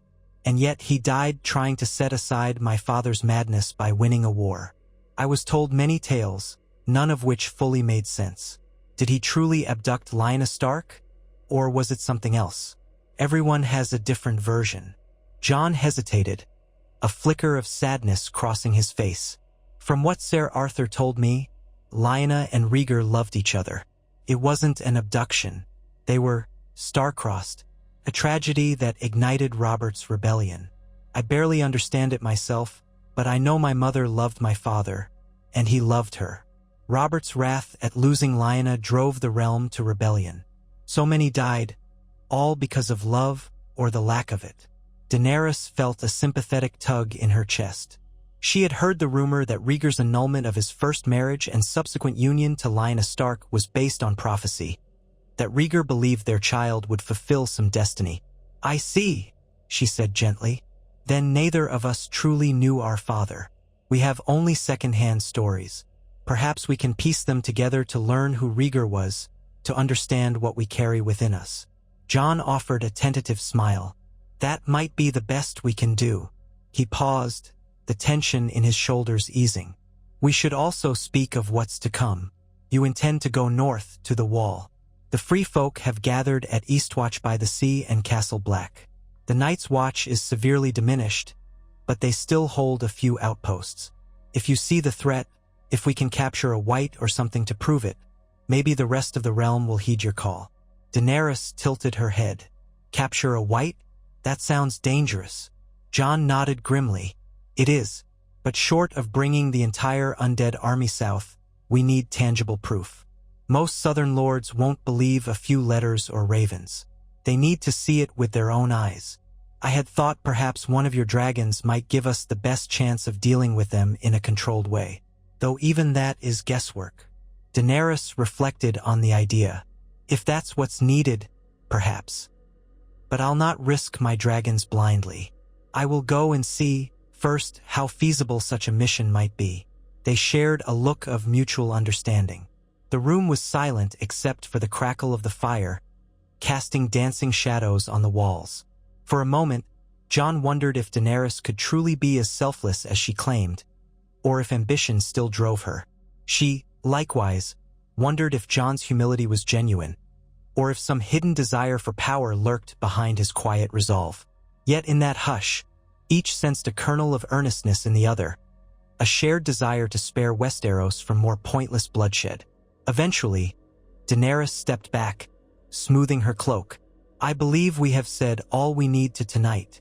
The morning will bring new challenges. I suggest we plan to depart for Winterfell soon. I'd see your seat for myself, and from there, the Wall is not far." Jon inclined his head. "Agreed. Rest well, my queen." He paused, then corrected softly, "My aunt." She gave a small, rueful smile. "And you as well, nephew." The word sounded strange on her lips, but it was not unpleasant. She left the solar and Arthur Dayne slipped back inside. The legendary knight said nothing, simply stood at attention. Jon turned to him, letting out a long breath, running a hand through his dark hair. Arthur quietly asked, "How did the conversation go, Your Grace?" Jon mustered a faint smile. "Better than I expected. We have a shared understanding, at least. If we can't be certain of trust yet, we at least share a purpose." Arthur nodded gravely. "It's a start." They stayed a few more days in White Harbor, enough time for Daenerys' forces to rest and resupply. Jon assisted Lord Manderley in provisioning the Unsullied and the Dothraki as best as possible. Northern fish, salted meats, grain, whatever could be spared. Daenerys' ships remained anchored in the harbor, though some were sent out to gather additional supplies. Meanwhile, letters flew back and forth across the continent. Daenerys' advisors communicated with their allies in Dorne and the Reach, instructing them to hold positions and not to engage with Cersei's forces until commanded. Rumors spread that Euron Greyjoy roamed the seas, raiding and plundering, a wild card in an already chaotic war. Jon noticed that, while many northerners were wary of the foreign warriors Daenerys had brought, they were more awed than hateful. The dragons were the biggest point of conversation. Men who glimpsed the beasts overhead returned with wild stories of their size and ferocity. More than once, a curious fisher tried to get too close, only to be frightened off by a blast of heated breath. It was said that none of the dragons were fully grown yet, but they were larger than any living creature most had ever seen. Jon felt a pang of apprehension at the thought of these dragons facing the undead in the icy wastes beyond the wall. Would their fire suffice to turn the tide? Perhaps. Or perhaps it was the only hope the living had. Finally, the day came to depart. Daenerys decided to fly with one dragon while the other two flew overhead to guard the column. The Dothraki Khalasar and the Unsullied would march north along the King's Road, while she and a handful of key advisors traveled more swiftly to Winterfell. Jon, Arthur Dayne, and a contingent of northern riders would accompany her, ensuring the route was secure. They set out on a cold morning, the sky a uniform sheet of gray.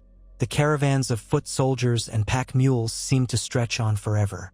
White Harbor's gates clanged shut behind them, and the sounds of the city faded into the distance. As they traveled, Daenerys rode her silver mare for part of the journey, then ascended a rocky outcropping where her dragon, Drogon, awaited. The beast roared as she approached, scorching the air with a torrent of flame to show its dominance. Northern soldiers cowered, horses shying away. Daenerys climbed a makeshift ladder to the dragon's back and guided him upward with a spoken command. The windstorm from his massive wings buffeted the travelers below, nearly knocking them from their feet. Then the great reptile soared into the sky, shadow passing over the King's Road, with two smaller dragons, Regal and Viserion, flanking him. Jon watched, both impressed and uneasy.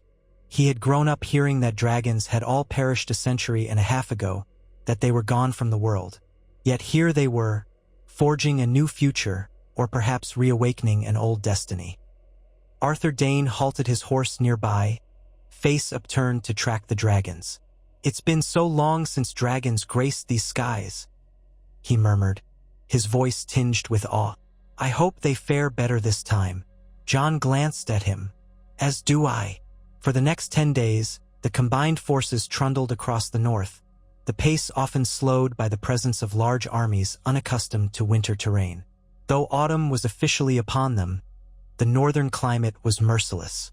Frost coated the grass at dawn, and bitter winds scoured the travelers at dusk. The Dothraki muttered that these lands were cursed, that the sun itself was too weak here. The Unsullied endured stoically, though many had never marched through such cold in their lives. Daenerys split her time between flying overhead with her dragons, searching for farmland, for signs of trouble, and riding among her men to maintain morale. Jon did what he could to coordinate supply lines, aided by Lord Manderly's men who had volunteered to guide them. Lyanna Mormont, riding a sturdy Garen, stayed near Jon's side, occasionally throwing pointed comments at the Dothraki outriders who tried to impress her with their skill on horseback. She remained unimpressed. At night, fires blazed in makeshift camps. Conversation ranged from the war to the legends of the Long Night. The Dothraki told stories of their ancient horse gods, while the Northerners recounted the last time winter had nearly destroyed them all. Daenerys often sat in her own pavilion, conferring with Yora, Missandei, and Tyrion Lannister, who had joined her cause after fleeing Cersei's treachery. Tyrion had recently arrived by ship and met them on the road, bringing news of King's Landing's unrest. He was still processing the revelation that another Targaryen lived, having once believed that Daenerys was the last. Tyrion found Jon by a campfire one evening, Arthur Dayne standing guard a few steps away. The dwarf approached with a polite nod. "Your Grace," he began, clearly unaccustomed to using the title for a man he had known only by rumor. Jon glanced up from a map he was studying. "Lord Tyrion," he replied, acknowledging the courtesy. He offered the man a seat by the fire. Arthur Dayne shifted slightly, giving them space but keeping an ear on the conversation. Tyrion settled down, warming his hands. "I've heard quite a lot about you. King in the North, secret Targaryen heir, a man raised by Ned Stark. If half the rumors are true, you're either the realm's greatest hope or its newest curiosity. Jon allowed himself a small smile. I'm no one's greatest hope, just a man trying to do the right thing. If we fail to stop the White Walkers, it won't matter how many thrones exist. The dead will claim us all. Tyrion nodded, sipping from a wineskin. A pragmatic point of view. I do believe your stories about the undead. There are too many consistent accounts, and I have no love for being proven wrong when the stakes are that high. But I wonder, how do you see the future if you succeed? Daenerys has stated she means to break the wheel, to end the tyranny of houses. She believes she can usher in a better order. Do you share that vision, or do you have a different approach? Jon considered the question for a moment. I grew up under Ned Stark. He never spoke of changing the realm. He only believed in protecting the small folk and honoring his word. I suppose my approach is simpler. Let's ensure the living survive. After that, I'd like to see the realm governed by those who care about it, not by those who see it as a prize to be won. If Daenerys truly cares about her people, if she's not another tyrant, then I'd welcome that change. Tyrion studied him closely. You speak like a man who wants no crown, yet you wear one, at least in name. Perhaps that's for the best, though. Men who crave power usually do the worst things to keep it. Jon's jaw tightened. I'll do what I must to protect the North, but I won't become the monster I'm fighting against. Tyrion half laughed, though without joy. We all start with that intention, I suppose. Let us hope the old gods and the new have mercy on us. With that, they lapsed into a more casual conversation about logistics, the nature of the northern roads, and the best vantage points for dragons to spot potential threats. Arthur Dayne remained silent but attentive throughout, content that Jon was forging ties with Daenerys' hand, a man whose cunning might serve them well. When at last they arrived at Winterfell, the castle stood in partial reconstruction. After the Boltons had burned and ravaged the halls, Jon's forces had made repairs, but a full restoration would take years of labor. Still, the towers rose against the northern sky like steadfast sentinels, and the outer walls were mostly intact. Daenerys, perched atop Drogon, circled overhead, surveying the fortress. From the courtyard, many pairs of eyes stared upward in awe or trepidation. Daenerys landed Drogon in the open field outside the walls, a swirl of snow enveloping them. Jon and Arthur rode out to meet her, accompanied by a band of northern horsemen.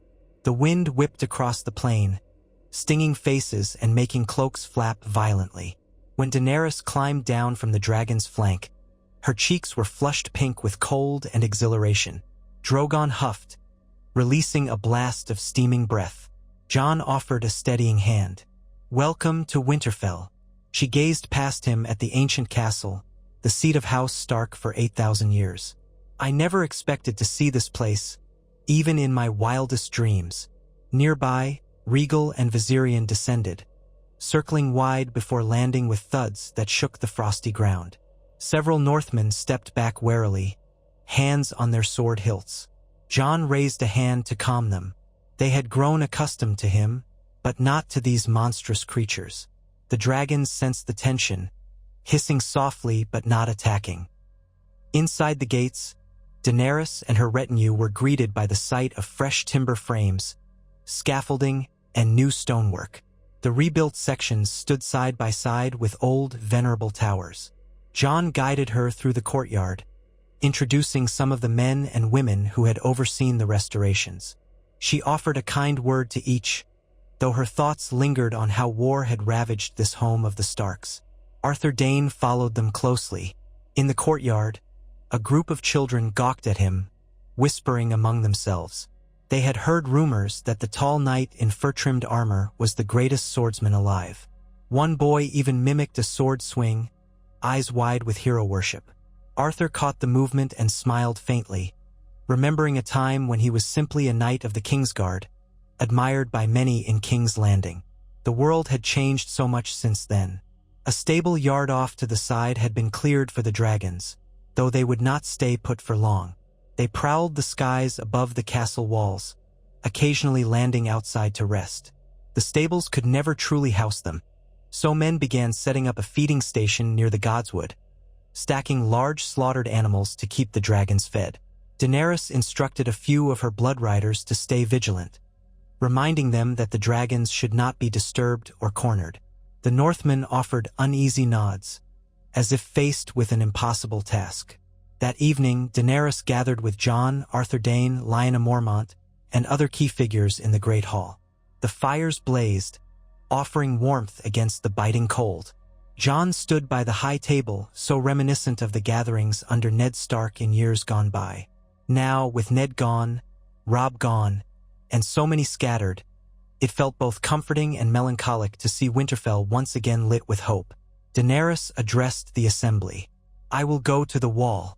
I must see with my own eyes what threat looms beyond. My dragons will come with me, but I will leave the majority of my army here to rest and prepare. Winterfell shall be our muster point. If the threat is as real as we fear, we will rally and move north to face it. And if we must, we will bring proof south. The living must unite. Cersei's intrigues can wait, for the dead do not." A murmur of assent filled the hall. Lyanna Mormont spoke up, fiery as ever. "Bear Island stands with you. I don't have many men left, but those I have will fight. If we fail to gather the realm, we'll stand alone until our last breath." "Let's hope it doesn't come to that," Jon said gently. He turned to Daenerys. "The Night's Watch at Castle Black should be informed of your arrival. We'll send a raven. We can also coordinate with the Free Folk. Tormund Giantsbane leads them now at Eastwatch, I believe. He'll want to meet you." Daenerys nodded. "I look forward to it. It said they were once the sworn enemies of the North, yet you've made peace with them. That alone speaks volumes." Jon's gaze flicked to the windows, where a swirl of snow battered the glass. "Enemies no more. We realized we had a far greater enemy beyond the wall." Early the next morning, they prepared for the journey. Daenerys would fly with 2 of her dragons, leaving the 3rd behind to watch over Winterfell and her armies. Jon would ride north with a small party, including Arthur Dayne, Lyanna Mormont, who refused to be left behind, and a handful of seasoned warriors who had faced the Whites before. Tyrion chose to remain at Winterfell to manage the logistics with Ser Jorah and Missandei, forging ties with the Northern Lords and ensuring that the Dothraki and Unsullied were provisioned. The flight north was swift and breathtaking. Daenerys soared on Drogon's back, with Regal trailing like a ghostly shadow, while Jon and the others rode below on horseback. A few times, Daenerys circled back to check on their progress, the rush of wings and the roar of dragon lungs overwhelming the howling wind. The King's Road turned stony and desolate as they approached the gift, that region gifted to the Night's Watch thousands of years ago. Snow drifted in thick flurries, sometimes obscuring the path. Yet the wall rose above them eventually, a colossal barrier of ice spanning the horizon. At Castle Black, the Black brothers stood atop the ramparts, horn blasts echoing. They had been warned by Raven of Daenerys's approach, but seeing dragons was another matter entirely. More than a few men quailed at the sight, half believing they were under attack. The castle courtyard erupted in frantic movement. But as Daenerys settled Drogon down onto the frozen ground outside the walls, men began to gather in amazement rather than hostility. Jon and his riders arrived shortly after, trudging through snowdrifts. The Lord Commander of the Night's Watch, an older man named Edison Tollet, whom Jon knew from his earlier days as a volunteer on the wall, stood gaping. Jon had to explain quickly that these were allies, not foes. Ed, pale as the snow around them, stared up at the dragons and merely said, "Can't say I ever thought I'd miss the old days when we only had to worry about ice monsters. Now we've got dragons too. The world's gone mad, truly." Still, Ed welcomed them as best he could, bringing them inside the courtyard. Daenerys dismounted with practiced ease, but the cold blasted her face, making her eyes water. She held her head high, refusing to let the bitter wind humble her. Jon introduced her to Ed, explaining that she was here to see the threat beyond the wall. Ed raised a skeptical eyebrow. Well, you won't have to wait long if you plan on traveling past the wall. The dead have been quiet these last weeks, but the Free Folk Scouts say they're massing in the haunted forest. Tormund Giantsbane, wild red hair and beard brimming with ice crystals, emerged from the guard hall with a raucous laugh. "Jon Snow, you're back, and you bring dragons?" He scratched his head, staring at Daenerys. "This the dragon queen you were talking about?" Jon grinned at the big man's confusion. "She is. Tormund. Meet Daenerys Targaryen." Tormund snorted. "Does she bite?" Daenerys arched an eyebrow, uncertain if she should be offended or amused. "Not usually," she quipped. Tormund threw back his head and laughed. "I like this one, Jon Snow. More interesting than that boy King Stannis." Daenerys tried to hide her curiosity. "And you're the leader of the free folk?" Tormund nodded, puffing out his broad chest. "Aye. We've got a few thousand scattered around the forts and villages.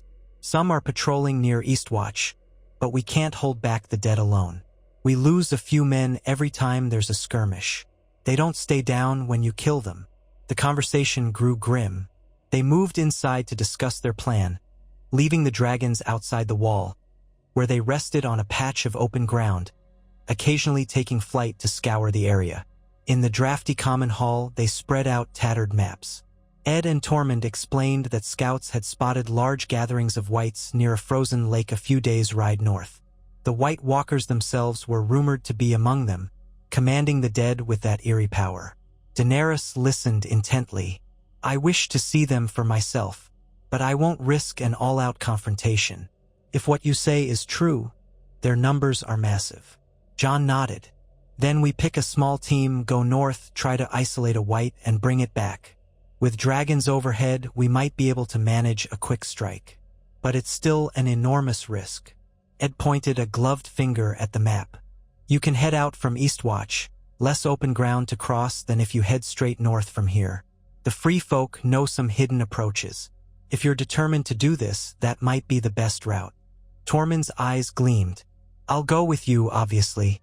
The dead fear dragonglass, and we've got some stockpiled. Still, we've lost good men on these raids. You'd best be ready to run when you see them, not stand and fight, or you'll end up joining their ranks." Daenerys folded her arms, expression resolute. "I have my dragons. If it goes poorly, we'll signal them and burn the whites." Ed muttered, "Just don't burn us in the process. The Night's Watch is short on manpower as it is." Jon cast a glance at Daenerys. "We must be swift and careful. If the White Walkers sense we're trying to capture one of their dead, they might trap us." Daenerys, outwardly calm, felt a tremor of excitement and fear deep inside. This was a far cry from the siege of a city or the negotiation with a lord. They were taking dragons into an icy wasteland to snatch a creature out of nightmare. It seemed almost absurd, yet the realm demanded proof. She steeled herself. "We'll do it." Arthur Dayne, standing quietly behind Jon, cleared his throat. "I will accompany you, of course. My sword is yours to command." He rested a hand on Dawn's pommel. The pale blade seemed to glow even in the dim hall, as though resonating with the swirling currents of fate. Thus, they agreed on a plan. Tormund would lead them to Eastwatch, from which they would launch this daring mission north. Daenerys would ride Drogon with Regal and Viserion following. A small group of skilled fighters, including Jon, Arthur Dayne, and several free folk veterans, would travel under that aerial protection, seeking to lure out a small pack of whites to capture one. They would then retreat to Eastwatch with the captive, presumably loading it on a ship or somehow containing it, and sail it south for demonstration. 1,000 things could go wrong, but no one proposed a better plan. The White Walkers would not come south for the realm's convenience. They would come on their own time, when the realm was weakest. 2 days later, the group set forth across the rugged eastern stretch of land leading to Eastwatch by the sea. The watchers on the wall prepared harnesses and ropes to help the dragons if they needed to land on the wall's summit. An unsettling thought, given that the ice might not hold such weight.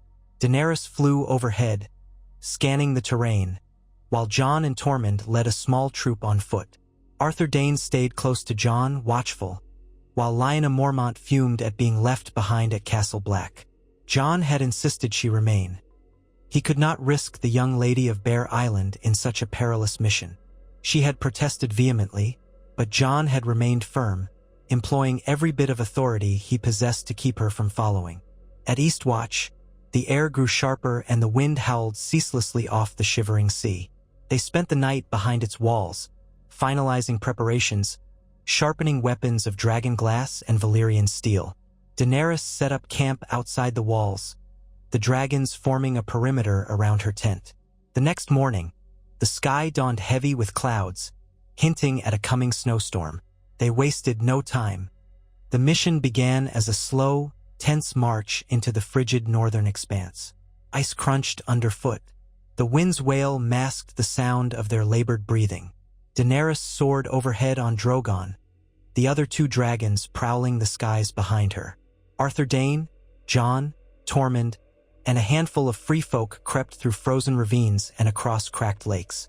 Their eyes scanned for any sign of movement among the icy drifts. Hours passed, each step an effort in the deepening snow. Finally, near a jagged ridge of ice that rose like a row of broken teeth, Tormund signaled them to halt. He pointed, and Jon squinted through the swirling snow. Movement. A cluster of figures shambled across the frozen ground, whites, their bodies twisted and blackened by decay, jaws slack, eyes burning with eerie blue light. There were perhaps 10 of them, drifting aimlessly, as if patrolling the endless white waste. Jon's heart pounded. Daenerys, high above, circled lower, Drogon roaring to signal she'd spotted them as well. Arthur Dayne gripped on, knuckles white. Tormund whispered, "We take one, quietly if possible. The rest, well, that's what the dragons are for." They spread out in a half-circle, approaching from downwind. The whites did not appear to notice, continuing their slow, mindless trudge. Then, from behind the ridge, a tall silhouette emerged, far more menacing. A white walker, its icy flesh and armor glinting, pale hair trailing in the wind. It carried a spear of ice in its bony hand. Jon halted, cursing under his breath. "If that one's here, they'll sense us. The whites are under its control." Tormund glared. "We can't fight a walker quietly. The moment we kill it, the whites might drop or go into a frenzy. Which is it going to be?" Daenerys, from above, motioned for them to retreat behind an outcrop. She circled Drogon, preparing for a strafing run. If they could eliminate the White Walker from the sky, perhaps they could isolate a white quickly. The plan unraveled in seconds. The White Walker seemed to sense the presence of dragons overhead. It jerked its head upward, the blue glow in its eyes intensifying. Suddenly, the whites turned as one to face the direction of Jon's party. A hollow moaning sound escaped their throats. Jon cursed. So much for stealth. Dragons now. He waved an arm, signaling Daenerys. Drogon swooped down, roaring, exhaling a torrent of dragon flame that melted the snow and scorched the ground in a wide swath. Several whites were engulfed, disintegrating under the intense heat. The White Walker leapt aside with impossible agility, rolling behind a pillar of ice. Arthur Dayne charged forward with a band of free folk, determined to snare one of the whites that had not been incinerated. Jon sprinted after them, flaming sword in hand. He'd wrapped the blade with an oil-soaked rag, lit it to gain a slight advantage, but the cold wind threatened to snuff the flames. Tormund bellowed, hacking at a white that lunged. Overhead, Rhaegal and Viserion roared, diving in to strafe the area. The White Walker emerged, raising its ice spear. Quick as lightning, it hurled the spear upward at Viserion. The spear streaked through the air with a shriek. Daenerys, astride Drogon, shouted a warning, but it was too late. The spear pierced Viserion's flank. The dragon screeched in agony, twisting in midair, blood and fire erupting from its wound. A shocked cry burst from Daenerys's lips, carrying over the roar of battle. Jon, seeing Viserion plummet, felt dread coil in his stomach.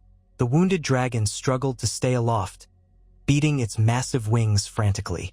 Spreading an arc of blood, the beast crashed into the ice near the far side of the ridge, sending snow and shards of ice flying. The ground trembled. Daenerys urged Drogon to climb, fear gripping her. Rhaegal roared furiously, diving at the White Walker. The icy creature dodged nimbly, its face a mask of malevolent calm. Another spear of ice formed in its hand, conjured by some unholy power. It readied a second throw. Jon shouted, "Kill it before it throws again." He sprinted over the uneven ice, brandishing his sword. Arthur Dayne was faster, crossing the distance with the grace of a hunting cat, dawn shimmering in the half-light. He met the White Walker's spear thrust with a parry, dawn's pale blade ringing with an otherworldly chime as it clashed with the enchanted ice. Sparks of frost hissed in the air. The White Walker hissed, a sound like cracking glaciers, and battered away with chilling strength. Arthur slid back, adjusting his stance, eyes narrowed. The creature swung the spear in a wide arc, aiming to knock him aside. Arthur ducked beneath the blow, pivoted, and brought Dawn around in a slash. The blade sliced into the walker's icy torso, fracturing it. The walker let out a shriek of anguish, reeling. Arthur pressed the attack, delivering a final strike that shattered the creature into shards of ice, which dissolved into blowing snow. Simultaneously, the wights it controlled collapsed, lifeless, except for one that had somehow not been under that walker's direct thrall. Tormund saw it staggering away and tackled it, wrestling the writhing corpse to the ground with the help of two free folk. They quickly bound its limbs in thick chains, ignoring its snapping jaws and frantic thrashing. Daenerys, high above, finally urged Drogon to swoop down near where Viserion had fallen. Rhaegal circled overhead, roaring, uncertain if Viserion was living or dead. Jon, Arthur, and Tormund sprinted after Daenerys, hearts pounding from the battle. The captured wight howled behind them, struggling in vain. When they reached the crash site, they found Viserion lying in a jagged crater of ice. One wing twisted, the spear's wound pouring thick, steaming blood. The dragon's sides heaved, each breath labored and weakening. Daenerys slid off Drogon and rushed forward, heedless of the freezing slush that soaked her boots. She placed a trembling hand on Viserion's scaled neck, murmuring something in High Valyrian. The dragon opened a huge golden eye, filled with pain, and let out a weak rumble. Jon approached slowly, horror and pity welling inside him. "Is there anything we can do?" he asked, voice subdued. Daenerys shook her head, tears gathering at the corners of her eyes. I don't know. Dragon wounds can heal, but this spear..." She tried to pull it out, but the spear was lodged deep, and the dragon roared in agony at the attempt. Rhaegal landed nearby, shrieking. The swirl of wind from his wings scattered ice shards, and the watchers flinched. Tormund, Arthur, and the free folk stood at a distance, not wanting to provoke the other dragon. Daenerys's heart clenched. Viserion was dying. She could feel it, sense it in the faint telepathic bond she shared with her dragons. The blood was too copious, the wound grievous. She smoothed her hand gently over Viserion's muzzle, tears falling. "No, no," she whispered. Dracarys, Dracarys," she pleaded, as if urging him to fight the cold with fire. But only a weak cough of flame flickered from Viserion's mouth. Then his great eye slid shut, and the life left him. A hush fell, the wind howling its mournful dirge. Daenerys pressed her forehead to Viserion's still warm scales, tears freezing on her cheeks. Drogon roared in shared grief, the sound echoing across the frozen wasteland. Rhaegal pressed closer, nudging Viserion's limp form, letting out a whine like a wounded animal. Jon looked away, his chest tight. He had known the risk, but seeing a dragon, one of the only living dragons in the world, die here, in this desolate place, was a bitter blow. Arthur Dayne exhaled shakily, dawn still in his hand, the blade flecked with bits of ice from the walker's remains. Tormund and the free folk exchanged grim looks. The cost of capturing a single wight had been steep indeed. Daenerys finally stood, turning to face Jon, sorrow etched in every line of her face. "We have what we came for," she said, her voice hollow. "And I've seen enough. The White Walkers are real. Their power is real. This is what they can do." She gestured at Viserion's corpse, voice trembling with anger and heartbreak. I will fight them, no matter the cost. Jon nodded, heart heavy. I'm sorry for your loss, he said quietly, though the words felt woefully inadequate. Daenerys swallowed hard, steeling herself. She stared out at the endless white, the swirling snow. We must return to Eastwatch with the white. Then we sail south, show the realm what's coming. Even if it means striking a truce with Cersei. Tormund grimaced at the mention of a truce with Cersei. Truces with lions rarely end well. But if it's the only way, then so be it. They carefully loaded the chained white onto a crude sledge. Rhaegal stood sentinel over Viserion's body, keening softly. Daenerys knelt by her fallen dragon a final time, whispering her farewell. Then, with tears still fresh on her cheeks, she climbed onto Drogon. The surviving dragons roared in lament, the sound reverberating across the ice. Jon and the others trudged alongside, forging the return path to Eastwatch. The storm worsened, flakes of snow swirling so thickly they could barely see. Yet they pushed forward, driven by the knowledge that the realm needed proof of this threat.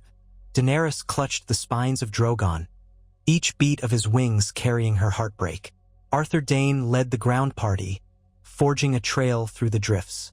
Once, he glanced over his shoulder at Jon, who marched silently, face pale.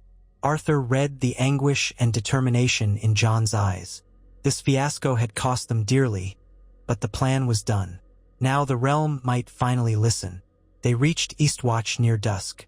Word of the dragon's death spread quickly among the Watchers and the free folk, sowing dread. If a White Walker could slay a dragon, what hope did ordinary men have? Daenerys refused to linger. She commanded that the White be secured on a ship bound for White Harbor, from where they would travel south. She would accompany it by sea, while Rhaegal and Drogon flew overhead. Jon insisted on sailing with her.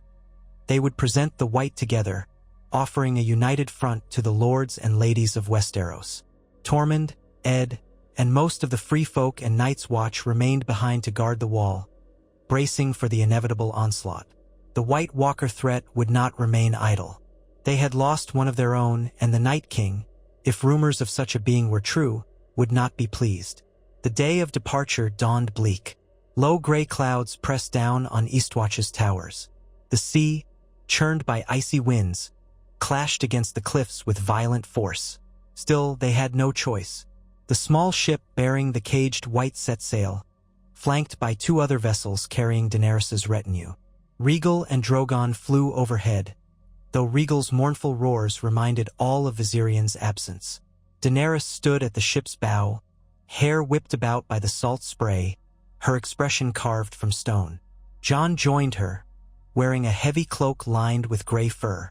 The waves rocked the ship, but he kept his balance easily. "I know this hurts," he said softly, forcing his voice to carry over the wind. "If there was a better way." Daenerys shook her head, cutting him off. "No, you warned me the threat was real, and I refused to believe until I saw it. Now I've seen too well. I can't blame you or anyone else for Viserion's death. The fault is with the White Walkers, and with me for not heeding the signs sooner." Jon's gaze lingered on her, sympathy welling in his chest. "We can only move forward," he said at last. "We'll show the realm the White, and then we'll stand together. The White Walkers won't stop with the North. Eventually, they'll come for all of Westeros." Daenerys' eyes narrowed, sparked with resolve. "Then all of Westeros must answer this call. Even Cersei Lannister, even if we must treat with her. Once she sees the truth, she'll have no choice but to join us or reveal herself as an enemy of the living." Jon exhaled. "Cersei is cunning and cruel, but perhaps the demonstration will be enough. Otherwise, we might have to fight a war on two fronts, against the dead and the Lannisters." Daenerys' voice hardened. "I have no fear of war with Cersei, but first the dead." Arthur Dayne stood at a discreet distance, near the main mast, scanning the horizon for any sign of trouble. His cloak flapped in the gale, and sea spray coated his cheeks. He thought of Rhaegar, of how the prince had dreamed of uniting the realm against a looming darkness. Perhaps this was always the shape of that dream, the Stark Targaryen alliance bringing fire to meet ice. And yet the cost was already staggering. A dead dragon, a realm in chaos, the promise of an even greater confrontation to come. Days passed at sea, cold and relentless. The captive White rattled its chains below decks, sometimes shrieking in the night, haunting the crew's dreams. No one ventured near it except for a few brave souls who fed it small scraps just to keep it moving. If it became too weak to stand, their proof would seem less dramatic. So they let it keep enough strength to thrash and snarl. The crew whispered that it was an abomination, an insult to the drowned god or the seven or the old gods. Take your pick. But the mission demanded it. At last they reached White Harbor. The Targaryen forces still stationed there greeted them, though many stepped back with alarm when they heard about the dead dragon. Daenerys commanded that no time be wasted. They resupplied the ships, readied the White's cage for land travel, and set out again, bound for King's Landing. Jon sent ravens ahead, hoping to arrange a parley with Cersei. They had to present the White in front of as many lords as possible, to force a temporary alliance against the undead. The journey south felt surreal. Daenerys flew with Drogon and Rhaegal overhead, flanked by a fraction of her Unsullied and Dothraki. Jon traveled on horseback alongside Arthur Dayne, Tyrion, and a contingent of northern men. The caged White rode in a sturdy wagon, covered with thick canvas to prevent panic. People along the road gawked as the war party passed, swirling with rumors that dragons were headed to King's Landing. Some fled, fearing an invasion. Others stared with wide-eyed fascination, cheering for the rumored Targaryen queen who had come to dethrone the Lannisters. The party did not tarry long in any town, their mission too urgent to delay. Tyrion, riding a stout horse, found opportunity to speak with Jon again as they neared the Riverlands. "My brother Jaime wrote to me in secret," Tyrion confided. "He claims that Cersei is willing to meet you both in the Dragon Pit, that ancient ruin in King's Landing. She wants to see this proof for herself, but do not be fooled, she'll have her own agenda." Jon stared at the passing fields, once green, now turning brown under the approach of winter. "That's more cooperation than I expected from her." Tyrion shrugged. "It might be a trap, or it might be genuine. Cersei knows how to put on a performance. She might even pretend to join us, only to betray us when it's most advantageous." Jon's jaw tightened. "We'll be on guard. But if she's truly decided to help us fight the dead, that could save thousands of lives." Tyrion sighed. "There's a saying, when you think Cersei might do something honorable, remember who she is. Still, I hope you're right. For once, perhaps she'll surprise me." It took them nearly a moon's turn to reach the outskirts of King's Landing with such a large host, especially given the poor condition of roads battered by war. The weather grew a bit warmer the farther south they traveled, but winter's chill still clung to the wind. Daenerys often flew ahead to scout, ensuring there were no Lannister ambushes. She and Rhaegal would sometimes return near dusk to set up camp with the main force, while Drogon circled overhead like a living storm cloud. At long last, the city of King's Landing appeared on the horizon, sprawling along the Blackwater Bay, its walls and towers rising from the gloom. Smoke drifted from thousands of chimneys, and the gold of the lion's standard adorned the outer gates. The sight churned Jon's stomach. He had never been here as anything but a child passing through in his imagination. Now he approached as a Targaryen king, or so some called him, armed with proof of an undead threat. The city had seen the downfall of the Mad King, the coronation of Robert, the cruelty of Joffrey, and the cunning of Cersei. It had never seen two Targaryens arrive with dragons to negotiate a truce. The next morning, Daenerys soared Drogon over the city walls, circling the old Targaryen stronghold of the Red Keep. Word had reached Cersei of their arrival, and presumably, she had prepared for the meeting in the Dragon Pit. The great ruin perched on the Hill of Rhaenys, once used to house the Targaryen dragons of old, now a hollowed shell. Lannister guards lined the outskirts, bristling with bows and scorpions, large siege weapons designed to kill dragons if needed. Jon rode in with Tyrion and Arthur Dayne. The Unsullied formed a disciplined column behind them. The Dothraki flanked them on either side, horses snorting and stamping. Daenerys's banners, black with a three-headed red dragon, fluttered in the cool breeze. Alongside them, some northern standards flew, bearing the direwolf of House Stark. People in the city craned their necks, climbing rooftops to see the spectacle. The hush that settled over King's Landing was eerie. Cersei's party awaited at the entrance to the dragon pit. She stood at the forefront, clad in black and gold, her pale hair short against her scalp, a cunning gleam in her eyes. Beside her was Jaime Lannister, his face tight with unresolved tension. The mountain loomed behind them like a silent monstrosity, face hidden behind dark steel. A scattering of Lannister guards bristled with weaponry, their expressions wary as they saw the size of the Targaryen entourage. Daenerys soared in last, descending on Drogon to land behind her lines. The ground shuddered, and the Lannister guards balked, some stepping back instinctively. Cersei held her ground, though a flicker of fear crossed her face. Jaime's eyes darted to the scorpions perched on the walls. As Daenerys dismounted, a tense silence fell. Jon stepped forward with her, Arthur Dayne trailing a pace behind. Tyrion edged to the side, scanning the Lannister formation for his siblings' reactions. Cersei's lips curved in a thin smile. So the rumors were true. 2 Targaryens, one from across the sea, one from the north, come to treat with the crown. How the world has changed. Daenerys inclined her head a fraction, her posture regal. It has, and it will change further. This meeting is not about who sits the Iron Throne. It's about the living versus the dead. Cersei's gaze flicked to Jon. Ah, the bastard who turned out to be Rhaegar's whelp. I remember when Eddard Stark brought you to court as a boy, though that was quickly overshadowed by all the other chaos at the time. Congratulations on your newfound name. Jon kept his voice steady. I'm not here for your congratulations, Your Grace. I'm here to show you what threatens your realm. Cersei raised an eyebrow, gesturing to the small company of men struggling with a heavy wooden crate on a wheeled cart. I assume that's your demonstration. You're lucky I even agreed to let it pass the gates. If this is some mummer's farce, I'll have you all executed for mocking me. Jaime shifted uncomfortably at her words. Tyrion frowned but said nothing, waiting for the critical moment. Daenerys gestured for the cart to be opened.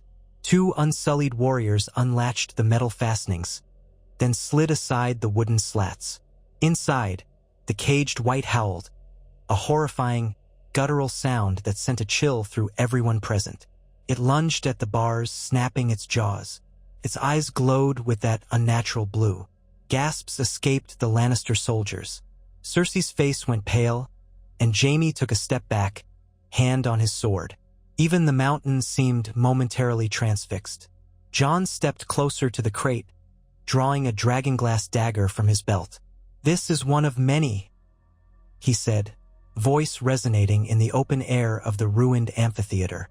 Tens of thousands, maybe hundreds of thousands. They are coming for us all. They do not tire, do not feel pity or remorse. They only serve the White Walkers. He plunged the dagger through the cage's gap, severing one of the White's arms. It fell to the ground, still twitching, fingers scrabbling against the dust. A hush of horror swept over the watchers. Jon then poured a small vial of fire onto the arm, setting it ablaze. The limb twitched a final time, then ceased movement. Fire destroys them. Dragonglass destroys them. But we need men, united men and resources, to stand against them. Cersei's expression was a mixture of revulsion and calculation. Her eyes flicked toward the scorpions, then back to Daenerys and Jon. She hissed through gritted teeth. You bring this abomination into my city? If it breaks free. It won't, Jon said firmly. Not unless someone opens the cage. Cersei studied the White for a long moment, her expression twisting. This is monstrous. But how do I know it's not the only one? Daenerys stepped forward. You have my word there are far more. Ask your scouts, your ravens, your allies in the north if you still have any. They all confirm the rising tide of undead. They can only be stopped if we unite. Lay down your arms for the moment. Help us defeat the dead. Afterward, we can resume our contests for the throne. A quiet tension built, suffocating. Cersei's gaze passed over Jaime, over Tyrion, over the White, and finally back to Daenerys. Then she forced a thin smile. "Very well, I agree. We will set aside our quarrel. House Lannister will march north to aid in the war against the dead. Once the threat is ended, we can discuss terms of peace or submission, or whatever is left." Jon blinked, surprised it was that easy. Tyrion narrowed his eyes, suspecting a trick. Jaime appeared equally astonished. But for now, the words were spoken. Daenerys let out a breath of relief. "Thank you," she said softly. "The realm thanks you." Cersei nodded stiffly. "I'll have my generals work out the details. We must move swiftly, I take it." Jon gave a curt nod. "Every day we delay gives the White Walkers time to advance." "So be it," Cersei said. Then she turned on her heel, Lannister guards parting to let her pass.